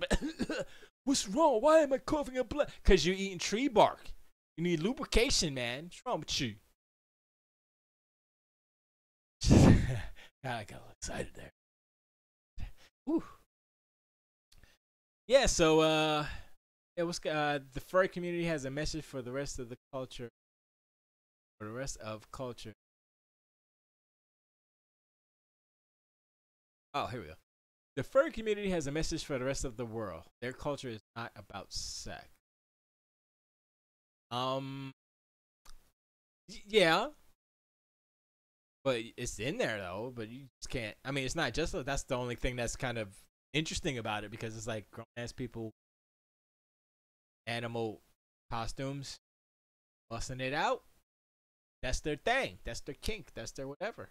There's nothing wrong with it, as long as y'all got the fuzzy condoms on and stuff. Whatever, safe. Everybody, and it's all consensual furries getting together. Then that's fine. Whatever. I mean, I'm sure Tiger Claw has like furry hub on on his favorites, like furry hub. Yeah, oh man, look at that, it's great. Furry on furry action. When I was a kid, this isn't like one of those crazy child abuse tells. This is about a horrified kid who was, I must have been like 1 year old, maybe I was probably maybe younger. And my parents decided to go to Disney World. And this is in the 70s. So Donald Duck was the original first draft Donald Duck. You know, not like the one you see now. Like the first, let me pull up a picture of the old school Donald Duck. I'm probably gonna have nightmares tonight because of this picture I'm buying. Because I was like, I'm scared. Let me cry now.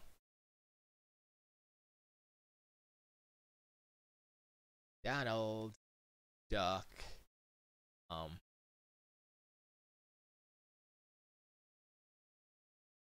Can't. Disney. Do. No, it's not it. That's the new style.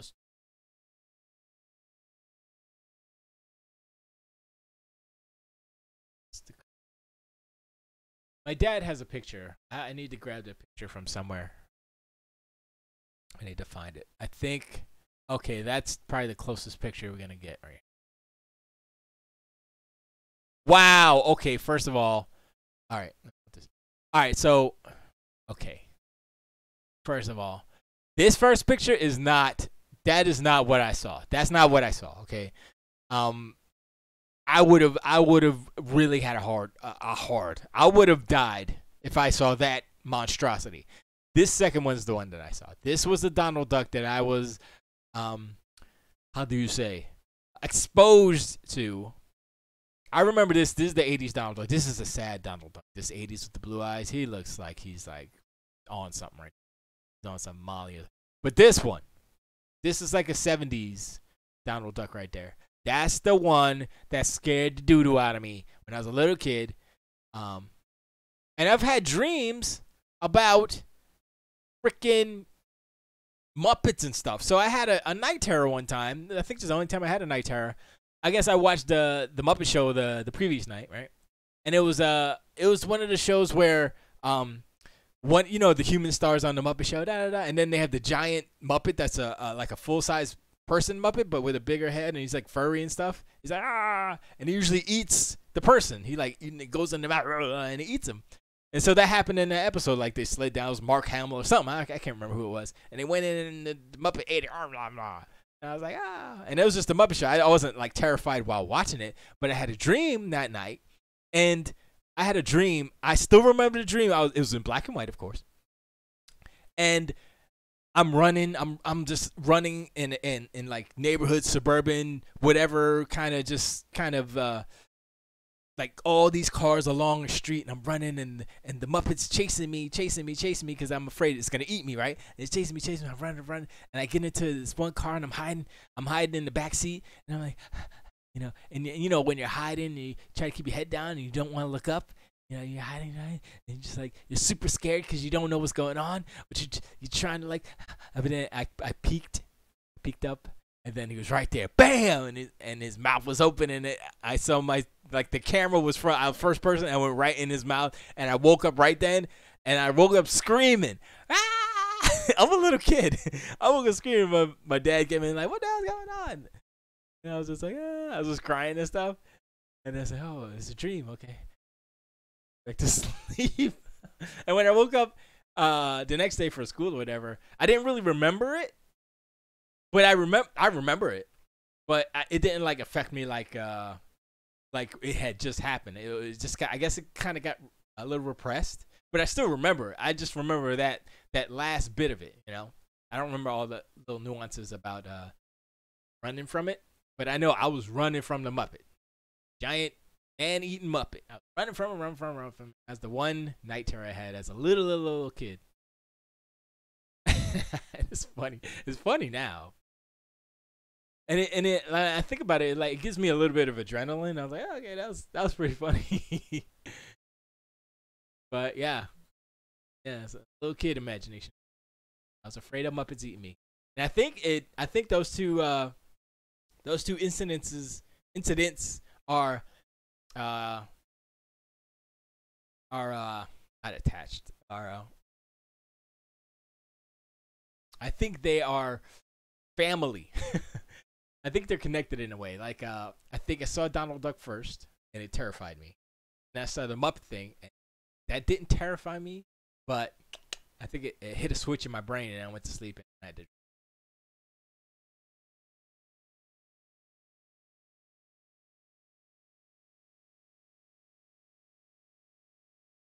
Oh yeah, that was crazy.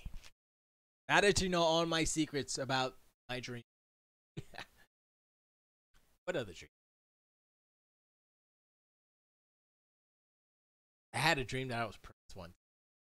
That was a freaking diggy. I ain't telling you about that one. I don't remember actually. Just remember a shower. Oh, there's a shower here. Window. I think it was because of what's that movie he did? He did Under the Cherry Moon. Yeah, I think it was because of that. Because there was a. It's funny how your brain will just take little pieces of what you see within a day or whatever, just smash them together into some incoherent nonsense that makes sense as a dream. Hey, dreams are cool. I love them. I think I'm gonna start taking melatonin, whatever it is. My dog takes it because he's on some crazy that makes him hyper. So he takes that to chill out. I think I want to take that. It's supposed to be good for your dream. That'd be cool. To dream and remember. All right, so we've delayed long enough. Let's talk about Sony, Xbox, what's going on with Nintendo? I want to talk about what do we call it? Fallout 76, game that I didn't plan on buying anyway. I don't think so. Yeah. This is the part of the show where I don't rhyme, but I would rhyme, but I don't have time to rhyme. I'm hot too.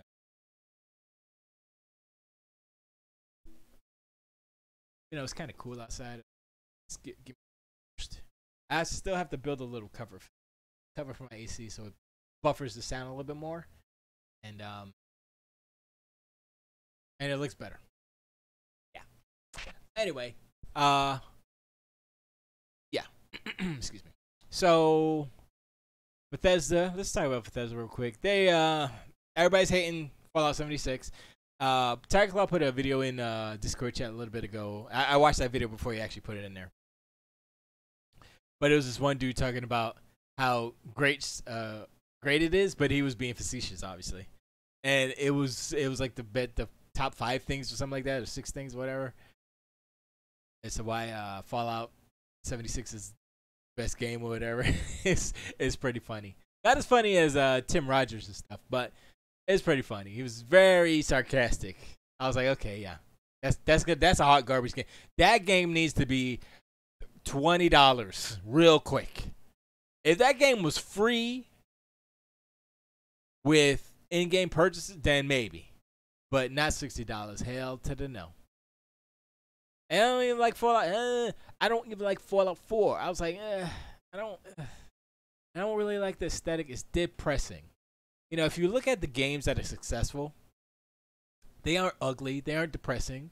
They're pretty to look at, aesthetically pleasing. Fortnite is a beautiful game. Overwatch, beautiful character design, reminds me of Disney in a way. Yeah, those games are successful. Not because they have ugly graphics, because the graphics are beautiful. Now, it's not all about the graphics. Of course, the game has to be great too. In Fallout's case, the game sucks as well. So the game's bad, according to what everybody's saying. I haven't played it. Game's bad. Netcode sucks. It's ugly. Come on, man. We on the generation of consoles, the most powerful console, Xbox One X. Okay, here's the thing. If they made Fallout going forward from now on, Fallout, they made it look like Fortnite. Not exactly, but you know, the same kind of nice cartoony, quote unquote cartoony CGI kind of art style. Characters are designed to look aesthetically pleasing, to move aesthetically pleasing, movement, all those things. Then I think that it would do better. A lot of these, same thing with PUBG. PUBG is great, but the worst part about PUBG is that the graphics kind of suck, you know? And it's not about the fidelity of the graphics. It's about the style of the graphics. It's like, it's art style, man. It's like, come on, son. You look at different art styles and animation styles. You're like, yeah, I like this better than this. And a lot of it is it's mass market stuff. Like, you know, Disney has a formula, which is whatever, but their character design is very consistent throughout all. Snow White. I can't really say that either. I mean, the humans have become more cartoony, but Snow White was trying to be kind of close to realistic. Cinderella, the protagonist, yes, but the stepsisters were goofy looking. The queen, evil queen, was goofy looking. What was her name again? I can't remember. Angelina Jolie played her. That was a good movie too. She played the evil queen. But anyway, but the consistent character design or design language, I'll say. Consistent character design language within the Disney universe, if you will, helps Disney. And that's one thing that I think Pixar kind of got away from. Because when Toy Story, the first Toy Story came out, their humans were ugly. But luckily, the movie wasn't about the humans. The movie was about toys. They got the toys right. You look at Toy Story, the first Toy Story, and Toy Story 3. I know Toy Story 4 is coming out. But Toy Story 3, you look at the difference as far as computer, the models and the fidelity, the lighting and all that stuff. Night and day. Go back and watch Toy Story. The first, that's an ugly movie. But it's great because of the content, writing, because of the story. You know, and that's the strength of Pixar. It's not about what the characters look like so much, because they are characters. Like if you look at Incredibles 2, it's all caricatures. They look good, but they're stylized in a way, and it's a very 50s/60s, early 60s, late 50s kind of style. I mean, that's the time period in which the Incredibles exists. It's a retro movie. And the arts, the character design reflects that time period as well. And I was like, okay, that's cool.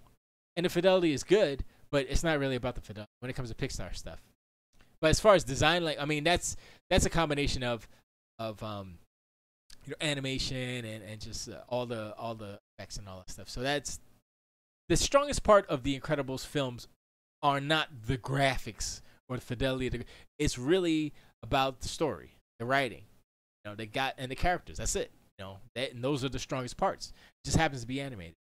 If the Incredibles were a live action film, it would still be good, but it would be mostly CG because the stuff they do in that movie is ridiculous. The second one especially. But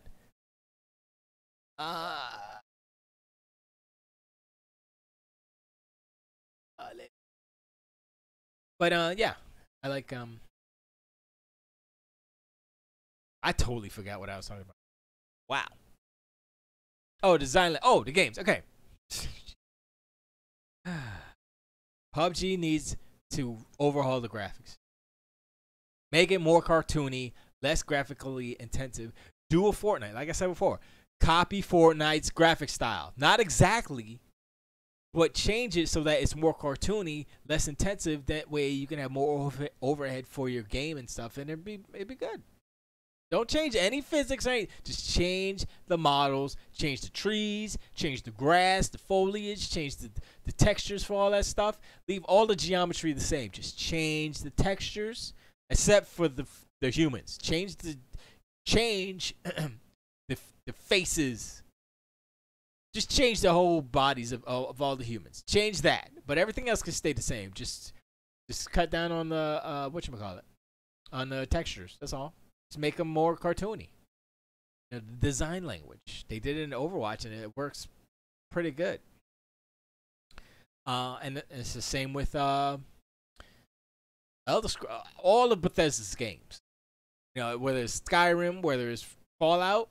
If Skyrim looked like Overwatch, those Overwatch character designs, man, that would be so. People would play the hell out of that. And if it was that open world plus, I don't know, 50 players per world or whatever, per instance, that'd be dope too. Come on, son. That's why I'm kind of hyped for I wasn't before XO18, but when they showed the new Crackdown stuff, I was like, oh, what's that feeling right there? What's the little tinklings? I got a little excited. I was like, hold up. I was like, Crackdown. And you know what it was? This is what it was. They gave away Crackdown free, the first Crackdown on Xbox, right? Like, just grab it from the store. It's not Game Pass, not gold, whatever. If you got a vanilla, no frills Xbox with no nothing, you can get Crackdown free in the Microsoft Store right now. Go get it. And I was like, let me download this. I want to see what it look like on my X, yo. I want to see them big graphics. Let me see that 4K. I put it on there. I was like, yo, this looks really good. This looks real good on 4K. I mean, I don't actually know if it is actually 4K, but it's crispy. I was like, hold up. I don't remember. And I had to start over because it didn't have my save. Whatever. I was like, I think I might have to go get these orbs, son. And get all the agility orbs, you know what I mean? So that got me hyped. That right there got me hyped. Like, I saw what they were showing. I think I saw it first. The presentation first. Presentation first. I was like, oh, that's dope. Yeah, okay, I'm feeling that. And then I played Crackdown, and I was like, oh, hold up. This first Crackdown, when I first played it, I was like, oh, it's okay. I didn't really. I think I did kill all the bosses or whatever, but that was the weakest part. Is there's like no story. But then I played it again now, and I was like, actually, it's there. It's just the presentation. It was just the guy, agent. You had to go, blah blah blah, right? And that was it. That was all of the kind of content dump was from the announcer dude. There's a twist in that. It's all from him. So when you go to find the enemies, the gang leaders and stuff, the bosses, if you will, crime bosses, they're just like regular enemies, except they look a little different. They don't talk. There's no like little cutscene like, oh, what's up, man? Not little like boom boom. That's all they needed to do is add a little bit of cutscene in before, and then put a little bit of personality in each boss member, and have a little, back and forth, like when you're shooting them, like, you suck, man, or whatever. That's it. That's all you needed. Maybe do a little story. Maybe that's what they did with Crackdown 3. That'd be dope. I mean, Terry Crews is in it, so I would imagine that they might have some kind of story that's better than what the first First one was. But even like that aside, the destruction that they showed, I was like, okay, hold up. This looks way better than what they showed whenever they showed the first time with the destruction stuff. This looks way better. Okay, not way better, but way better. I was like, okay, that looks all right there. That looked like fun. So it was, what is it, 5? Is it 5-on-5? Is that what it is? Or is it 5 teams of 5 or something? I can't remember what the actual multiplayer stuff is. But that looks crazy. And I'm like, just imagine the videos, right? You're like sitting there like, yo, I'm gonna drop this building on the team. And everybody on one team is shooting at a building to drop the building on the other team. The other team's like, ah, and then they die. Or they're on the top, and the other team's on the bottom, and they shoot the building up, and then, well, they probably don't die. They just jump off, and you don't really get fall damage in Crackdowns. But yeah, Crackdown seems to be like they're taking their time. They spent extra time, and I think it might pay off. I think, excuse me. I think Microsoft is learning that it's better to delay a game than it is to put something out that's not really that great, and that's what they did with Crackdown. That's what they're doing with Halo. They went back to fix the Master Chief Collection, and then they're gonna do Halo Infinite. I think the only team on Microsoft roster as of late, I guess for the past couple of years, or past many years, is Playground Games. They've been consistent every 2 years with a new game. Every game getting better. It's like they are becoming the top team at Microsoft right now. Are they bringing in the most money? I don't know. But as far as skill and quality, they're on the top. For me, they're on the top. I mean, I'm not gonna knock 343 because they make Halo 5 looks good. It's just they messed up on the story part. So yeah, and chicks I TV.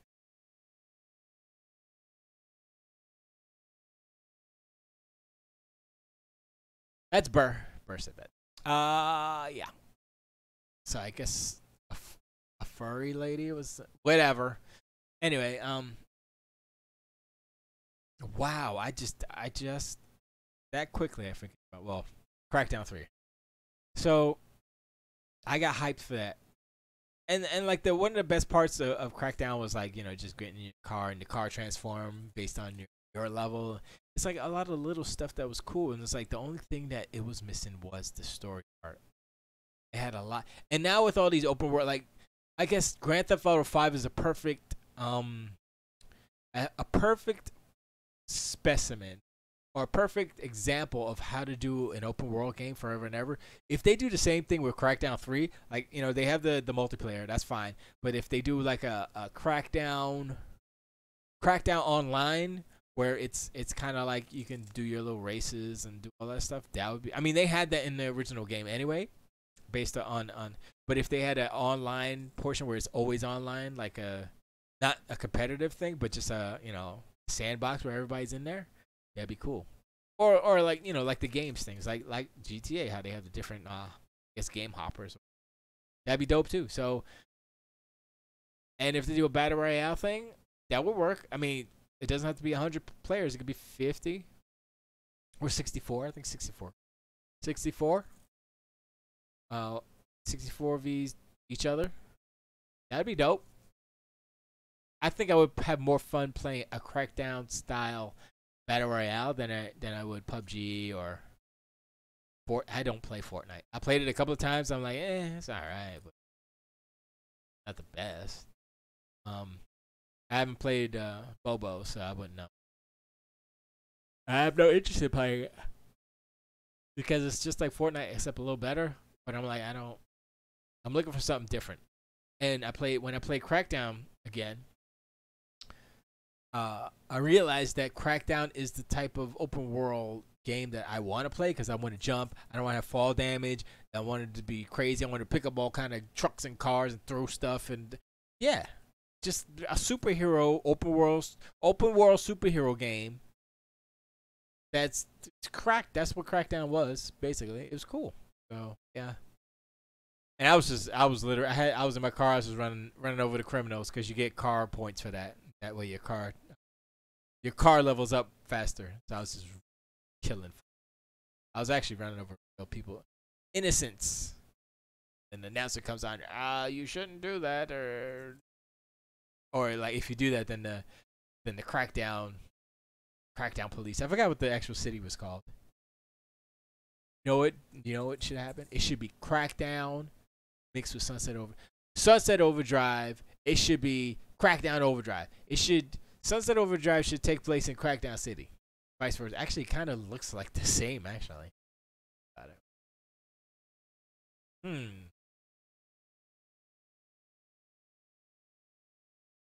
Yeah, I think the one thing that Sunset Overdrive was lacking was vehicles. If Sunset Overdrive had vehicles, that would be dope. But I guess that would be hard because there's a whole bunch of vehicles in the game. Excuse me. But they're like abandoned, you know. And they use them as jump pads. But vehicles would be cool in Sunset Overdrive, or like I was gonna say a skateboard, but you're kind of gliding everywhere, so you don't. Some type of a glider would be dope. Like that'd be dope. Like jump up, you do the super dash in the air, and you glide across. That would be dope. I like that. I know that's hard to do with open world games because of the streaming stuff, but I dig that. I would dig that a lot. But yeah, Sunset Overdrive came out on PC. Everybody's like, "Oh, now Sunset Overdrive is the best." Oh, it's so good. Like, oh, I'm playing now. I'm like, dude, Sunset Overdrive's been out for like 4 years, and now you want to play it because it's on PC? And everybody's like, "Oh, well, Xbox done." Guess who's getting paid though? All you people who are buying Sunset Overdrive right now. You know who's getting paid? Microsoft. Xbox is getting paid for you playing Sunset Overdrive on your PC. Xbox getting paid. That's all that matters. The fact that they're doing it, I hope that they do a freaking Xbox One X update on that because it's like, I think it's 900p. Yeah, it's not that good. I mean, it looks beautiful because it's a beautiful looking game, but dude, give me if it's 900p, then it could be 10. It could be 4K easy. Because 720p can be 4K. Because they just 9 times. Actually, it's more. Yeah. So yeah, that's how they do the when they do the enhanced backwards compatibility stuff. It's like automatic. It's pretty cool. Too bad the PlayStation 4 doesn't do it. It sucks. I would be so mad at a PlayStation 4 now, but I'd be like, God dang it, it's a waste of money. Could have been rocking Spider-Man on my regular old PS2, PS4.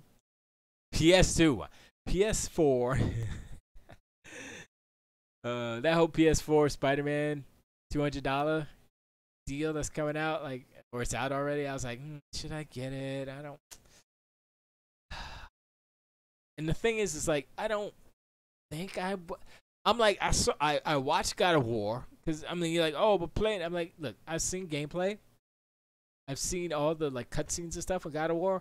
Why would I need to play it? There's no revelation for me. Oh, Loki is the little kid. Oops, spoilers. Who cares? Same with Spider-Man. I'm like, oh, Aunt May dies. Spoilers. Oops. Who cares?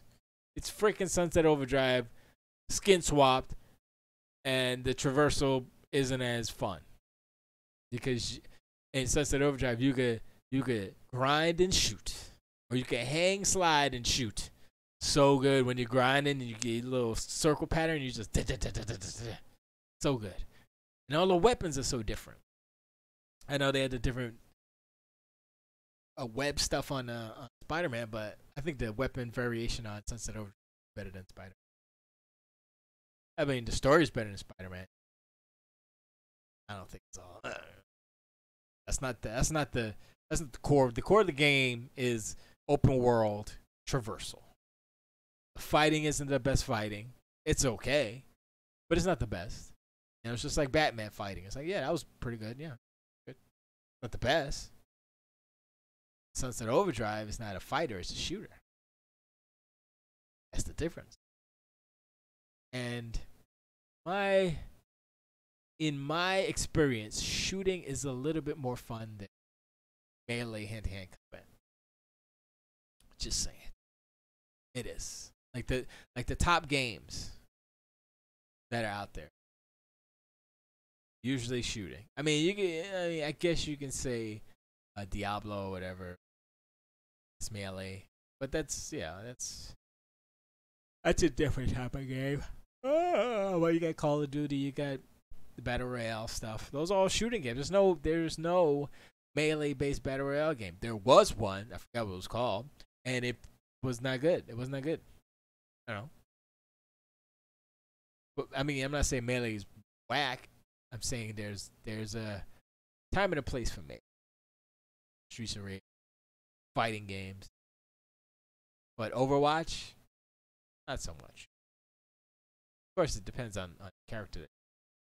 But that's a shooter. It's fast-paced shooting, run, shoot. Anyway. I'm not even going to talk about the Sony stuff because everybody... Okay, I will. Everybody... This is how I know that people are sheeps or they are Stockholm Syndrome people. Because everybody is talking about the Sony thing. Like, oh, I can't believe. Why aren't they in there? Why don't they? Sean Layden literally said, we ain't got no games, so we didn't feel like putting on. This is for PSX. We didn't want to put on a show, get all these people together, because we don't have enough to show. We ain't got no game. Then they say, yeah, we're not going to do E3 2019.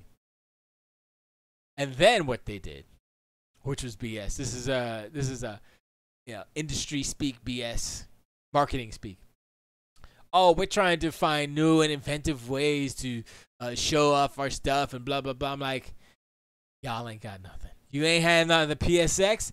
How is 6 months gonna make a difference? That you're not gonna have anything for E3 2019. You didn't have anything last year for E3 2019. You put on that dumbass show with 4 games. Stupid. So, they ain't got no games. Remember all the people? Where the games at, Mike? Where the games at?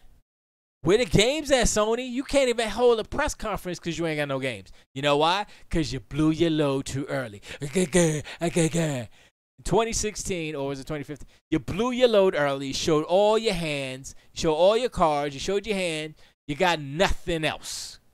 That's how you don't do it. Now, you got to just be like on the sidelines. Well, are you trying to be like Rockstar? Be like, oh, for dramatic effect, when we do come out, it's going to be like blam, blam, blam. But this is what's going to happen. They're going to do the same thing they did, which is a mistake. They're going to show all their cards again. Because right now, they just put out Spider-Man. They got games coming up, which means when they come out, they got to reset. You got to reset the clock. At least 2 years, probably 4. Because Sony games take 5 years to make. Just saying. You know, them quadruple A games, quadruple A games got to, they take more time. God of War took like 5 years, 6 years, something like that. You're only going to see one this generation. You're not going to see God of War again on a PlayStation 4. That's a PlayStation 5 title. And it's not going to be a launch title. I mean, they have the engine and all that, but you know what? It might be. If the PlayStation 5 launches in 2020, late 2020, nah, that seems too early. Oh, no, you know what? He said it was already written. So, you know what? I think they might have a God of War for PS5, launch PS5, maybe. Or they might want to wait, but maybe. But yeah, like Gran Turismo, who's even waiting for that anymore? Like, nobody cares. Gran Turismo, they lost. You literally, this generation, Sony lost the racing genre. It's a genre they no longer command. So, okay, Microsoft took it over. Who's next? They never had a first-person genre. They never had that unlocked. They tried, but they gave up. Boom. Right? And now Microsoft Microsoft is coming at you because they got more studios in house than Sony does now. When they picked up these last two, they have more studios. They have more RPG studios specifically. Sure, they're Western, but who cares? Does Sony have a Western RPG studio? No, they have a bunch of third-person action game studios. That's what they got. That's all they're making. So how are you going to diversify your portfolio if you make it the same game over and over with different characters? This is not sports games. You can do whatever you want. They're doing the same thing over and over. God of War. It's the Last of Us. It's the Last of Us 2. It's the Uncharted. It's the Days Gone. It's to Death Stranding. Third-person action-adventure games. All the same. People are like, oh, Sony got so many. They got the great games. If you like that genre, what if you don't like third-person action games, action-adventure games? What if you hate those games? I guess you're asked out. What if you're racing? What if you like arcade racers? Where would you go? Not a PlayStation. So for all the millions of gamers out there that have PlayStations and only PlayStations and are arcade racers, they're asked out. They're out of luck. Chuck, they probably wouldn't just have a PlayStation. Forza's on. If they are arcade racers, they would have an Xbox and Forza, boy. So I'm still playing Forza 4 Horizon. I'm still playing Forza Horizon 4 because every week the seasons change and every week there's a new car. You got to jump in and get all the Forza bucks and you get all. Oh man, it's a good loop. It's a good loop because I can spend like an hour, not even. Like once I get the main car with all the like 3 or 4 things I need to accomplish. After that, I can spend like 10 minutes in there and get the dailies. Dailies are easy, but the weekly stuff with the car specific stuff is a little bit more difficult. It's a car. I just put everything on the car. So fun. But by Sony not, I mean all these media outlets out there. Oh, they might have this was the no specifically said that they might have a show during E3. No, you guys don't read the press conferences. I mean the press releases because he literally said there will be they're holding nothing during E3. Nope, they're not doing it unless they're lying, trying to fool us. They said they're not gonna be at the show. They're gonna do a press conference. They're not holding anything outside of E3 during E3. I'm like, all right, well, just skipping it. Is that a xenophobic thing? Is that from Japan? The Japan dudes was like, yo, we don't care about America. Peace out. I mean, they'll probably be at Gamescom. They'll probably be at the Tokyo Game Show. They'll probably be at those. But E3, America, whatever. You know, and people say, oh, well, they're winning, so, you know, that's it. They don't need to do nothing more. You know what that reminds me of? All those videos where the dude's in the lead, like they're running. Like, oh, yeah, I won. They're like 10 feet away, and then they trip, boop, boop, and they fall off, and then the second place dude wins. Remember that? You raise your hands, yeah, I did it, and you fall off your bike. Second place win. Second place dude goes, pass you by. That's what Sony's doing right now. They're putting their hands up, coasting, like, yeah, we did it, we won. Meanwhile, Microsoft, Nintendo, whoever else, they putting rocket fuel in their engines. They putting rocket fuel in the tank. They about to hit that NOS button. Spray. Coming. Xbox One X, $400, son. Go get it. How much is PS4 Pro? $400, son. Which is better? Oh, which one? Same price. Way more power. Uh-oh. By this time next year, the X will be $499. I mean, be $399.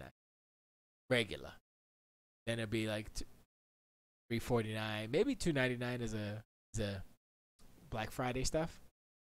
As we're getting into the new generation, the Scarlet and all that stuff. But I think the X will be the more expensive console for a while because what they're gonna do, they're gonna come out with a less expensive console. I guess the disk driveless X, that was the rumor. The Xbox is gonna have a disk driveless Xbox One S. So no drive, no optical drive. And let's see, they're $299 now. They'll probably jump that down to $199. And then you get specials for $149, Black Friday $99, all that stuff. It's still not good enough though. I mean, the perception is, it's not. It doesn't seem like if it was an Xbox One S with no disk drive, no optical drive, and no hard drive, or maybe a little bit of flash memory. Well, it has to have flash memory for the OS, but just a little bit of flash memory for the OS, and you get your own little hard drive. You just plug it in or whatever. They could do $99. I think they can maybe squeeze in $99 if they take out the hard drive. Sure. I mean, it worked for the 360 with the arcade. I don't see why they didn't do the same thing with Xbox One X arcade. We have hard drives. Plug that bad boy in. Yep.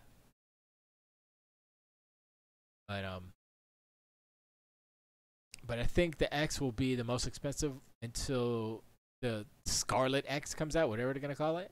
Then that'll be the. So there'll be two. I guess there'll be two. There'll be the diskless version of an Xbox S and X. Would that work? That's not gonna. It's the. I don't know. That might be a way to do it. A lot of people don't really buy physical media anyway, so they can do two SKUs, or they can do two SKUs that. Yeah, they could do two SKUs. We could do a really cheap one like Xbox One X, a 500 gig hard drive. Well, I'll say 1 terabyte because that's common now. 1 terabyte hard drive. Well, if they did 500, well, it's probably more expensive now because the prices. So whatever the cheapest one is, 1 terabyte hard drive, no disc, for $399. Yeah, but that thing isn't $100. It's not. It's like $20. So $149 maybe. I don't know. I can't. But Sony is. I mean, all of these people, all these fanboys of Sony are coming out saying, "Oh, it's not a big deal. Sony's winning. Oh, what are you gonna do?" It's like, they're hinging the whole industry on Sony. Oh, Sony's not gonna be E3 is done. Are you out of your mind? You know how many companies go to E3? You know how much money is in E3? Just because Sony's not gonna be there, guess what? Somebody will take their place. Guess what? Sony lost their spot. That's the rules. If you don't go, you're losing your spot. I want to see what the layout for the floor is next year. Ernie Ace, what's up? Ernie Ace, I appreciate you hanging out. Thank you for showing up and stuff. I want to know what the floor is, the floor diagram, whatever, of E3 2019 is going to be. I want to know who takes Sony's spot. Think about it. It would be... How can I be in this talk show? I don't have my Skype up like that. I usually have Skype and you can call in and stuff, but I don't have it. I don't have it right, and it's gonna be a while till I have it. I've ordered a mixer so I can do audio and all that stuff. So you can be in chat and I'll read all the chat, but you can't be on Discord. Oh yeah, Discord. You can go to allgames.com. Let me put the link in chat. The link in chat for you. Let me find it. Oh, it's right here. I'm dumb. About me. Come on. So go to this chat. Go to here. Go to here. And the Discord widget's right there. You just click on that and do all the stuff you do to go. You'll be in the Discord chat. Thanks for showing up, though. Whatchamacallit? I forgot what I was saying. I want to see what the E3 2019 plays. Prophecy foretold. I want to see what the Discord. I want to see what the E3 show floor looks like 2019. I want to know who takes Sony's place. There's a few, right? Think about the big corporations, the big companies. Activision, EA, Bethesda, probably not after this. Amazon if they get into games like that. You know, Twitch maybe. There's plenty of giant corporations out there, giant companies, video game companies. Yeah, that's the general chat. That's the one I'm in. Ernie Ace. That's the one. Thanks for showing up. But they have actually in chat they haven't been saying anything. They're talking about a furry convention. So I just been rambling for a while. I only got 9 minutes left anyway. So, but I appreciate you hanging out. I start the show at 7, 2 hours in the past Eastern. Anyway, what's up, plays? What was I gonna say? Ding it, dang it, doing it. Oh, there's plenty of big companies that can fill in Sony's spot. And since, as I understand it, if you don't reserve your spot or keep your spot, then you're out. Now, is Sony gonna maintain the spot and just not show up? Now, are they gonna pay the money to keep the spot, or are they just like, no, we're saving all the money and losing the spot? Oh no, I'm not. I'm not broadcasting on the general on the room on the voice room. I'm doing Twitch, Mixer, and allgames.com. There's a widget down there, but you hear me through Twitch, so you don't need that. But yeah, I'm not in the voice chat room on Discord because I'm streaming to 4 different things right now, and I think I had issues when I connected to Discord. I think I messed up my my stream, my inputs, or something went crazy. So, and I don't really need to because people don't really listen to it, honestly, and I don't think they want to hear it while in Discord, because I think a lot of people in Discord kind of listen to different stuffs and different music or whatever. So, I try to leave the voice on Discord alone. Unless people want to hear it through there, I'll do that. I mean, that's fine, but I have to see if it doesn't interfere with anything on my side. But I appreciate you hanging out. But yes, so like, if Sony gives it up altogether, they lose their spot, and then they have to reapply next year. I'm sure they'll get a spot back, but is it going to be next to Microsoft? Are they gonna lose it? Like, say if somebody takes their spot or they reconfigure it a certain way, and whoever takes it renews it again, are they gonna? I don't know. Honestly, I think Sony's done with E3 forever. I think they're gonna, Microsoft kind of did that last year.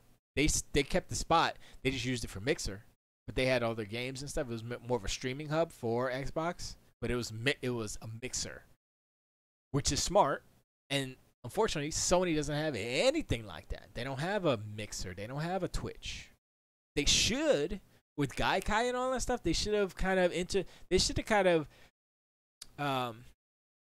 leveraged that technology into streaming video games. I mean, it's a streaming video game service where you play games through streaming, but it's streaming. Data, it's video. Why can't you do it the other way? Why can't it be part of the same PS Now type of thing, right?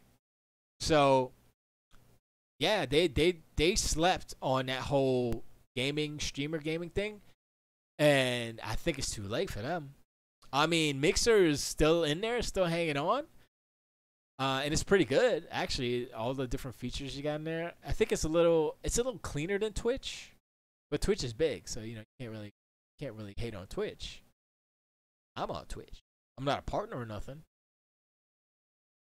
I don't even know how many people follow me on Twitch. There's only 6 people watching. 1,300 views. 38 followers. Wow, that's big time. All them followers. Yeah. I mean, I could try more, I guess. I could do a show every day or stream every day. But I'm more into making the music. Make the music. What is that popping? You keep hearing that pop. I hear the pop. Setting to me. We get a little.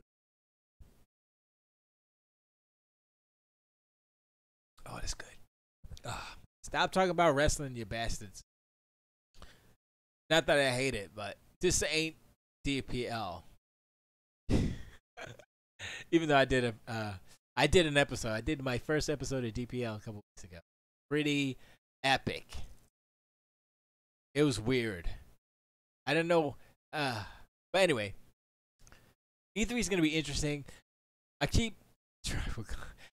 going back to people on the internet, whether it's people who work for a giant company or just YouTubers or whatever, and they're sitting there. They're like, "Oh, what is gonna happen? E3 is dead. So E3 is gonna be it's lonely without Sony." I'm like, y'all crazy? Do you remember what E3 was like last year with Sony? It was hilarious. That's the thing I'll miss. The hilarity that Sony will bring, because they have lost their way when it comes to the past two E3 presentations. I'd say 2.5 E3 presentations from Sony have been horrible.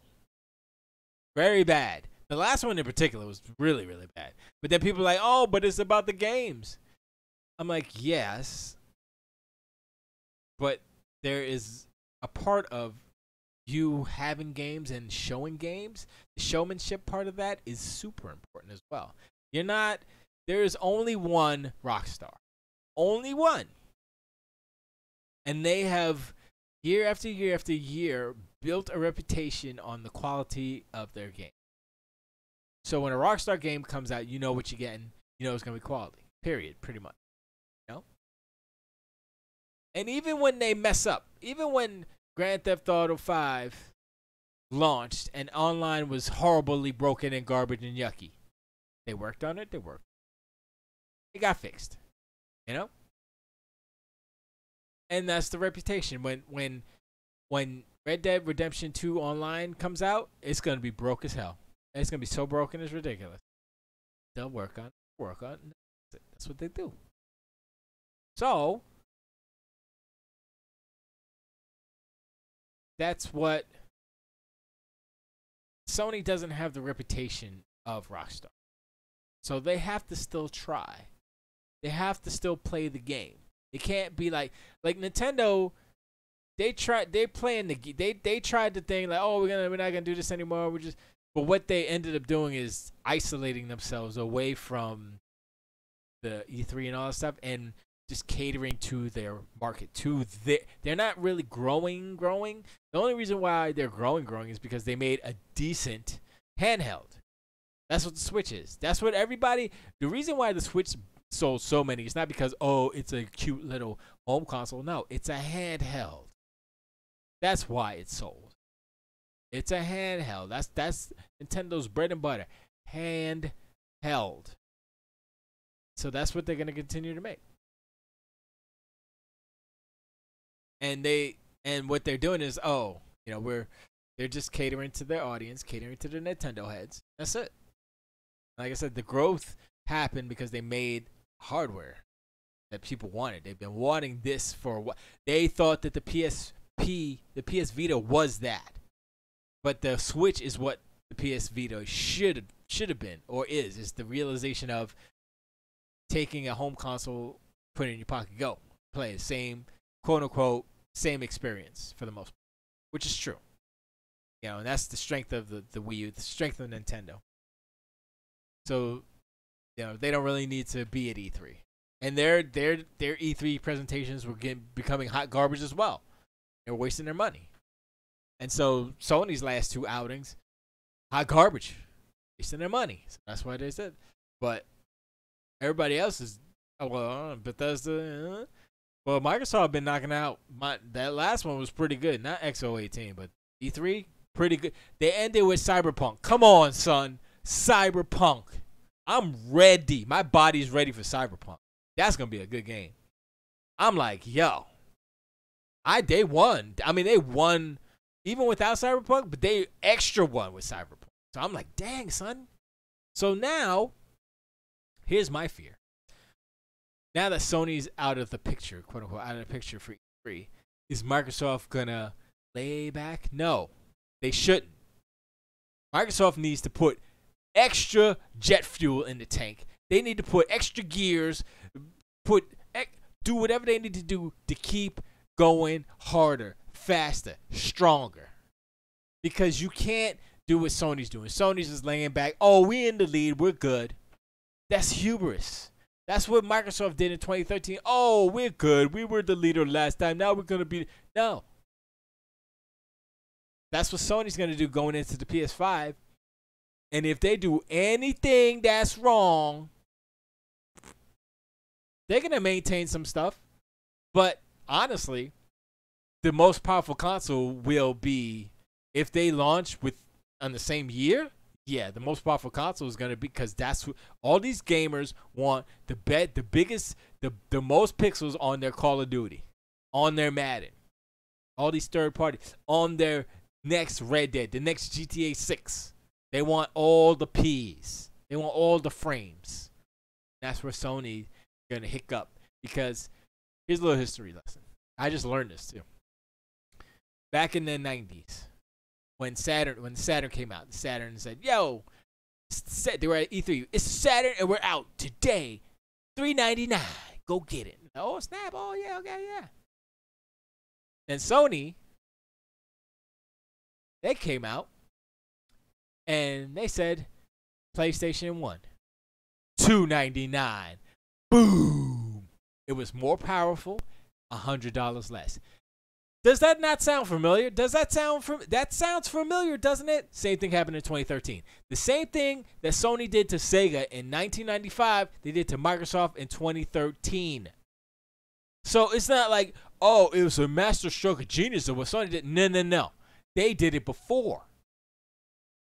It was just it was fortuitous for them that they were in the position to actually pull it off in 2013. And I will guarantee you that that won't happen again with Microsoft. Because remember, this is only the third Microsoft console. Xbox One is Xbox 3.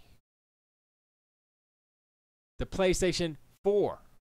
Not even counting the other system. Handhelds. Those are.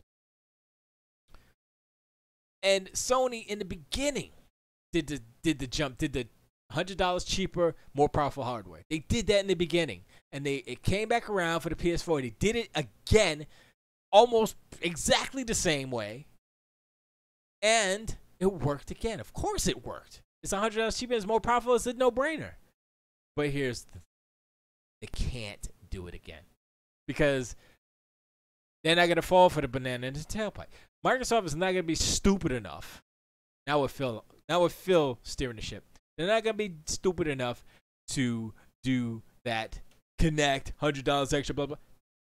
Sony, I think they're falling into the trap of what Microsoft did in 2013. They're making a PS5 that is VR ready, right?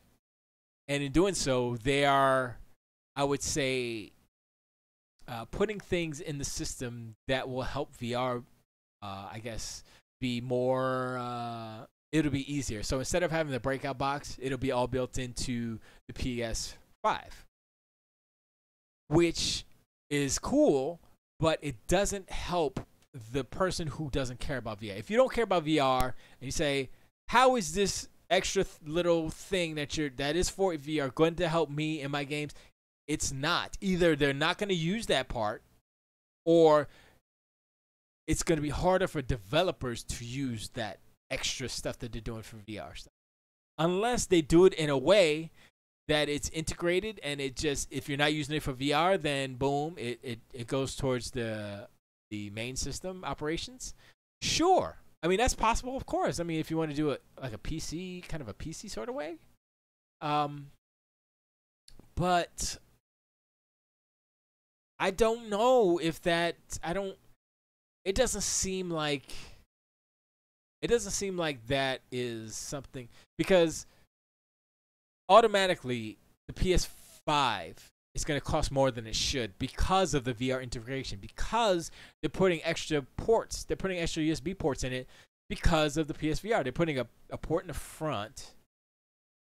Well, they have at least have ports, but they're putting extra ports in for the HDMI. I think it's HDMI or whatever. I can't remember.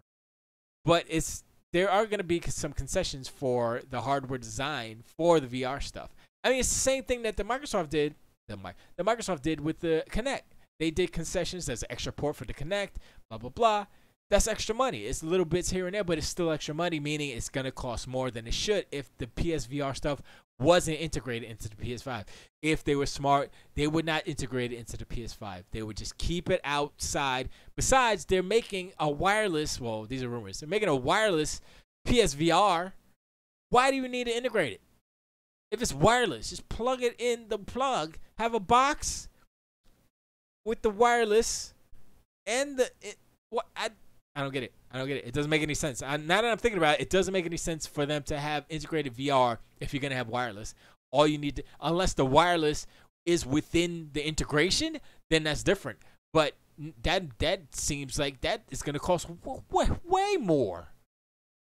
Unless they have different SKUs, like this is the. That doesn't make any sense, what I just said.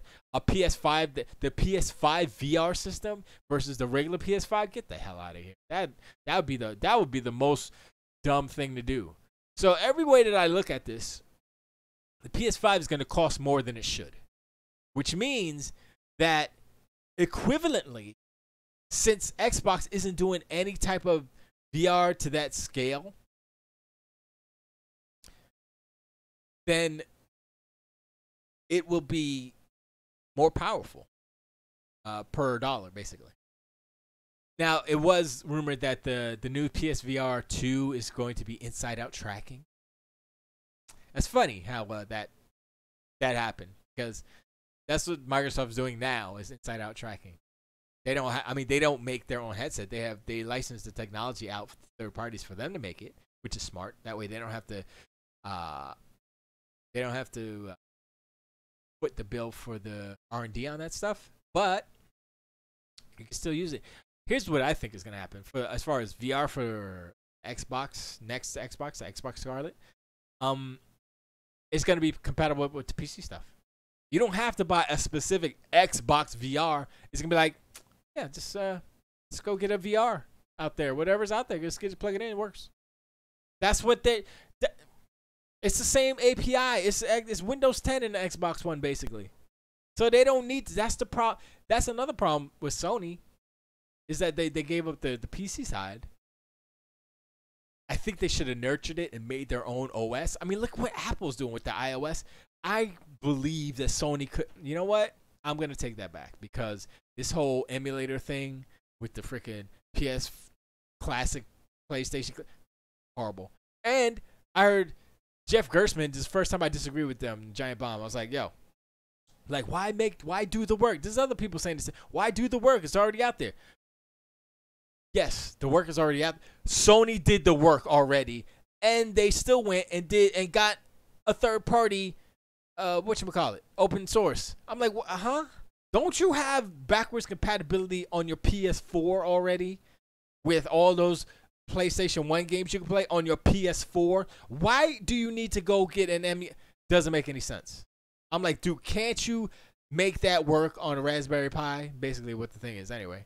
Can't you do that?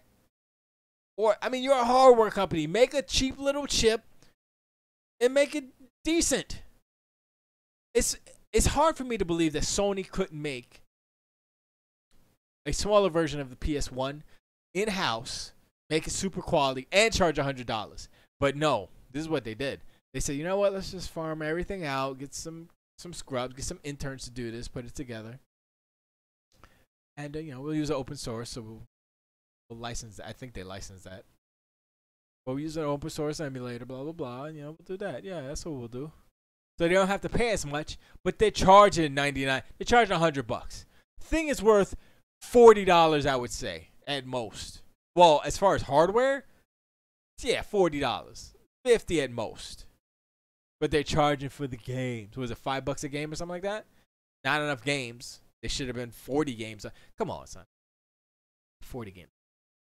I'm just saying, it's not even me. I'm like, son. And I keep hearing everybody out there, oh man, this is wait, nobody's jumping for joy for the PS4 Classic. So I'm like, it's almost like they're making moves, Sony, and they're making a lot of bad moves now, so that when they make the quote unquote next gen moves, that they seem better or good. It's like they're disappointing their fans and lowering expectations. I guess for the next couple years. Well, the games will be good. Everything else. And like I said, be last. If they don't come in at $100 less than what Xbox is doing and more powerful, they will not. They will lose. They will lose because that's the only time that they won. Well, when they came out at the same time, the PS1 did exactly the same thing to the Saturn. PS4 did to that. Exactly the same. But that will never happen again. Well, it won't happen again to Microsoft. They know better. Anyway, appreciate you hanging out, everybody. Ernie, Ace, Kaijudo, Burr Pace. Place with the helpful hardware, folks. Who else? I got Tiger Claw. Yeah, I forgot about you. Tiger Claw, Billy Ock. Hecht. Plays. Yeah, plays. Everybody in chat. GK128. Derek. Are you in Derek? Derek H isn't in there. Back. Sully. Gone too far. But anyway, I appreciate y'all hanging out. I'm going to go and play some Xbox because it's the best box. Okay, I'm not going to say it. It's a bad thing. I'm playing some Xbox. Oh, shoot. I feel it. Do you feel it? It's good. Oh, shoot. I feel it. Do you feel it? It's good. Remember, there are games. There are games. There's shows on wow. There are shows on allgames.com/live. You can check them out. Every night there's something going on. And if there's no show, no talk show, there's music. It's video game music. It's dope, man. If you like the chiptune, if you like the orchestral fantasy, you like those, go there and listen to them. Wow, words. Listen to them. They're good. I mean, you know, Potbelly Gamers on Friday. Dead Pixel Live's on Thursday. Fantastic Four is on Wednesday? Tuesday, Monday. I don't remember. B Team's on Tuesday. 42 level 1. Freaking Zombie Cast. I think Zombie Cast is on Monday. They're all around 7 o'clock. Popular Gamers is 6 or 6:30. Who else? Other people. No, but just go to allgames.com/live. Check it out. Get all the stuff. Get all the games. Get all the things. Once I get YouTube going, which will be never, I'll pimp that too. But right now I'm not concentrating on that. So I'm trying to fix up my studio space. I think it's not there yet. I'm working on it.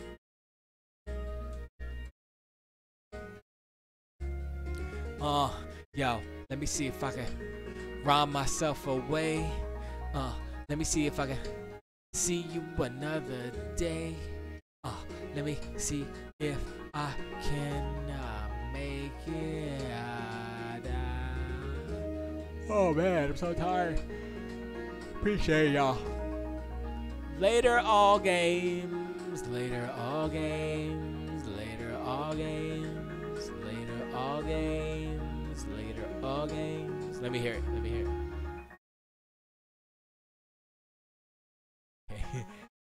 Yeah. Bye. Later. All games. Preach. La la la la la la la la la la la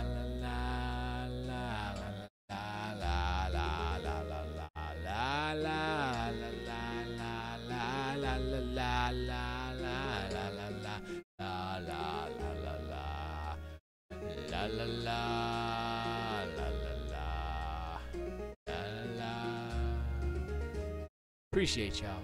Did I say that already? I did. I really liked it. I could sit here all night listening to this stupid loop for it's like a minute loop. Yeah, that's gonna be the new one. I like that a lot.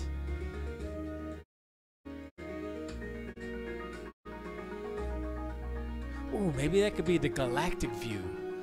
Oh, let me see something here. Oh, I'm stuck. My panties are stuck. My cousin used to say that. My panties. Like, yo, you're a boy. You don't have to. Let me think.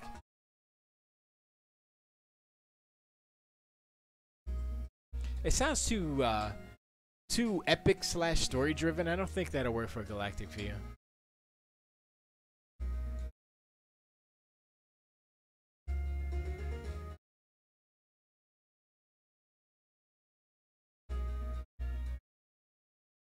All right, y'all. See y'all next week. Preach. Whoops.